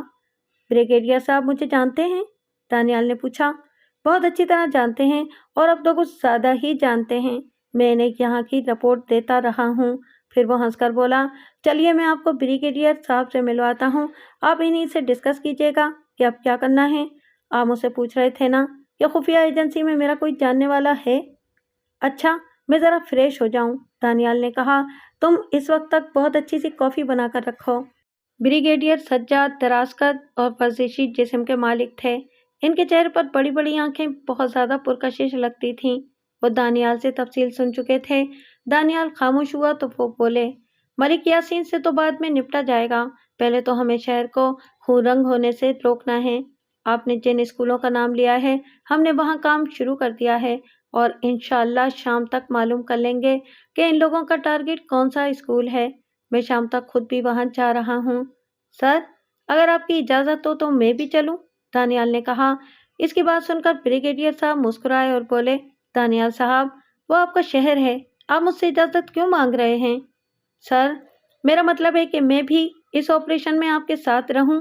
بریگیڈیئر صاحب کچھ دیر سوچتے رہے اور پھر بولے، آپ ان اسکولوں تک تو نہیں جائیں گے، میرا مطلب ہے کہ فی الحال کیونکہ آپ کی اس نام نہاد ٹاسک فورس کے افسران ادنا و اعلیٰ سبھی آپ کو پہچانتے ہیں، آپ کی موجودگی سے انہیں فوراً اطلاع مل جائے گی کہ ہم ان کے ٹارگٹ تک پہنچ گئے ہیں، وہ فوری طور پر اپنا پلان تبدیل بھی کر سکتے ہیں۔ اسی وقت ایک باورچی سپاہی کمرے میں داخل ہوا، بریگیڈیئر صاحب کو زوردار سیلوٹ کیا اور بولا، سر کیپٹن طارق کی رپورٹ۔ بریگیڈیئر صاحب نے سر ہلایا تو سپاہی 2 قدم پیچھے ہٹا، پھر زوردار انداز میں سیلوٹ کیا اور اباؤٹ ٹرن کے انداز میں گھوم کر لیفٹ رائٹ کرتا ہوا وہاں سے چلا گیا۔ بریگیڈیئر صاحب نے اس کی لائی ہوئی فائل پر سرسری سی نظر ڈالی، پھر چونک کر اسے غور سے پڑھنے لگے اور ارسلان سے بولے، کیپٹن طارق کی رپورٹ یہ ہے کہ دہشت گردوں کا ایک گروپ بلوچستان کے راستے پاکستان میں داخل ہوا ہے۔ پھر وہ خود کلامی کے انداز میں بولے، ان لوگوں کو بہت ڈھیل دے دی گئی ہے، اب مزید ڈھیل کی گنجائش نہیں ہے، انہوں نے ریسیور اٹھا کر کوئی نمبر ڈائل کیا اور بولے، جمیل، KSK کی کیا خبر ہے؟ اچھا، کب؟ اوکے، KSK کراچی روانہ ہو چکے ہیں، بریگیڈیئر صاحب بولے۔ KSK؟ دانیال نے الجھ کر پوچھا۔ ارسلان مسکرایا اور بولا کہ کانتا کے لیے اور SK سنجے کپور کے لیے۔ دانیال چونک کر بولا، اس کا مطلب ہے کہ ناصر کا اندازہ درست تھا، وہ لوگ کراچی ہی کو ٹارگٹ کرنا چاہتے ہیں۔ اس کا مطلب ہے کہ مجھے بھی فوری طور پر نکلنا ہوگا، بریگیڈیئر صاحب نے کہا۔ دانیال صاحب، اگر آپ کو بھی میرے ساتھ چلنا ہے تو تیاری کر کے آ جائیں۔ مجھے کیا تیاری کرنا ہے سر؟ دانیال نے کہا، لیپ ٹاپ میرے پاس ہے اور فلائٹ پر گنز لے جا نہیں سکتا۔ گنز اگر لائسنس والی ہوں تو لے جا سکتے ہیں۔ بریگیڈیئر صاحب مسکرائے۔ میرے پاس تو ان کا لائسنس نہیں ہے، دانیال نے کہا۔ نہیں ہے تو ابھی آدھے گھنٹے میں ہی بن جائے گا۔ پھر وہ ارسلان سے مخاطب ہوئے، کیپٹن، مسٹر دانیال کو ریکریشن روم میں بٹھاؤ، اس وقت تک میں ان کی گنز کا لائسنس بنوا لوں اور کچھ ضروری ٹیلی فون کالز کر لوں، اور ہاں، تم بھی میرے ساتھ جا رہے ہو؟ اوکے سر، ارسلان نے فوجیوں والے مخصوص انداز میں کہا، میں بالکل تیار ہوں۔ وہ دانیال کو لے کر بریگیڈیئر صاحب کے آفس سے باہر آ گیا اور وہ دونوں ریکریشن روم میں جا کر بیٹھ گئے۔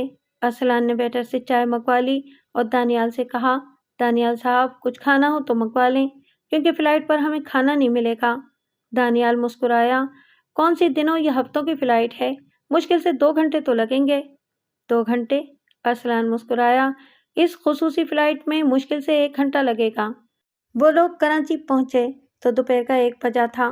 دانیال نے سوچا کہ اپنے اپارٹمنٹ پر چلا جائے، لیکن بریگیڈیئر صاحب نے اس بات کی سختی سے مخالفت کی اور بولے، وہ KSK اور ان کے آدمی تمہاری بو سونگھتے پھر رہے ہیں، مشن مکمل ہونے تک تم ہمارے ساتھ رہو گے۔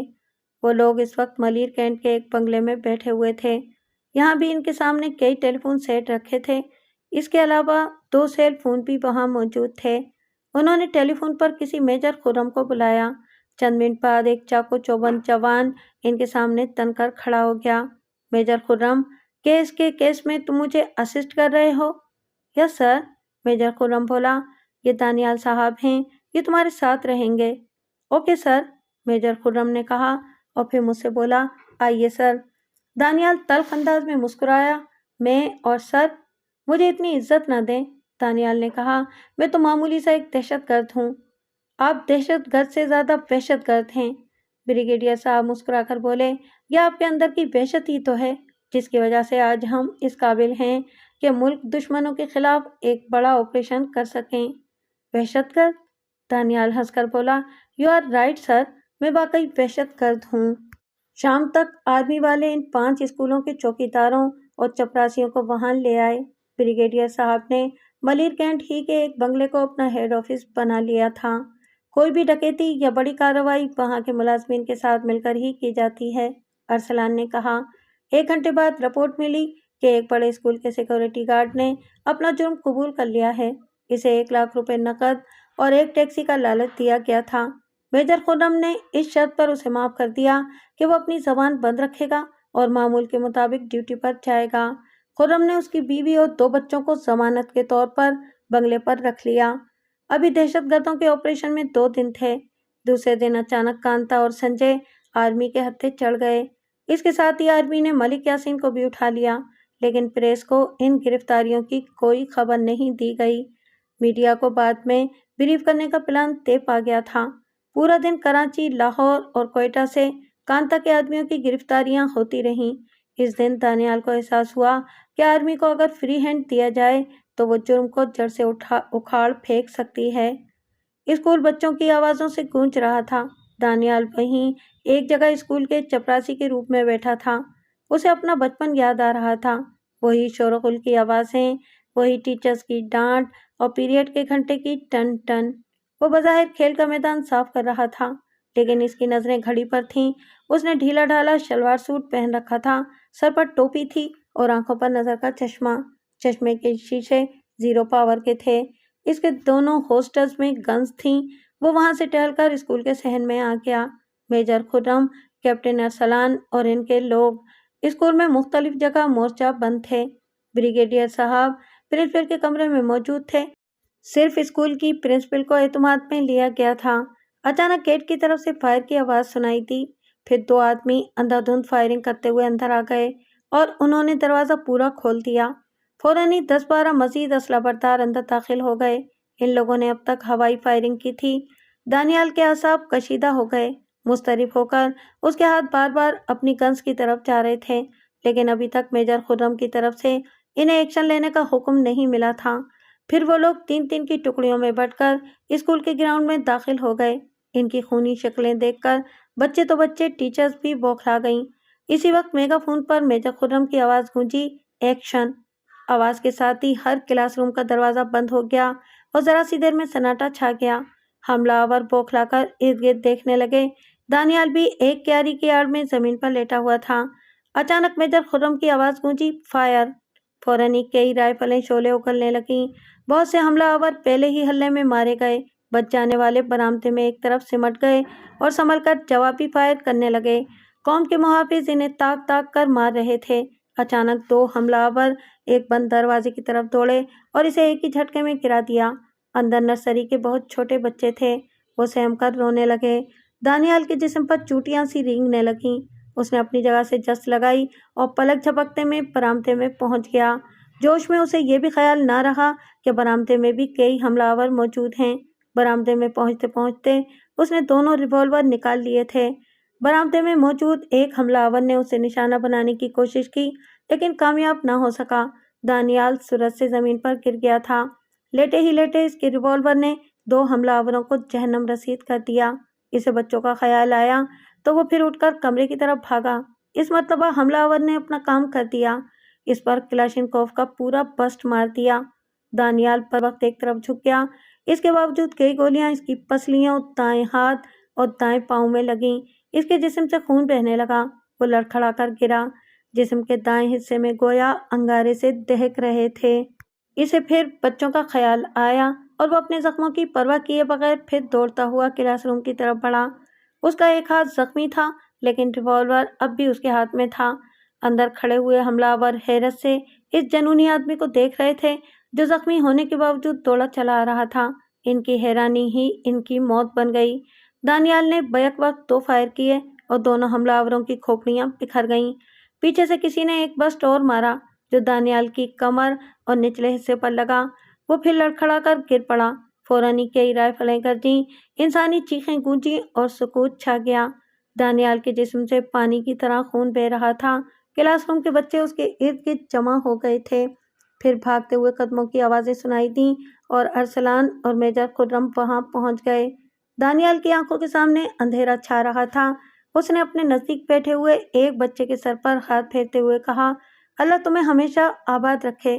اسے اطمینان تھا کہ نہ صرف دہشت گردوں کا پلان ناکام ہو گیا بلکہ وہ سب مارے بھی گئے۔ ملک یاسین سمیت تمام غیر ملکی دہشت گرد عسکری تحویل میں تھے۔ دانیال نے ایک نظر ارسلان پر ڈالی جو اس پر جھکا ہوا کچھ کہہ رہا تھا، لیکن اب دانیال کو کچھ سنائی نہیں دے رہا تھا۔ اس نے ارسلان کو دیکھ کر مسکرانے کی کوشش کی، پھر آہستہ سے کلمہ پڑھا اور سر زمین پر ڈال دیا۔ ارسلان اس پر جھکا بلک بلک کر رونے لگا۔ بریگیڈیئر سجاد نے اپنی ٹوپی اتار کر اس کے سامنے سر خم کیا اور پیچھے ہٹ گیا۔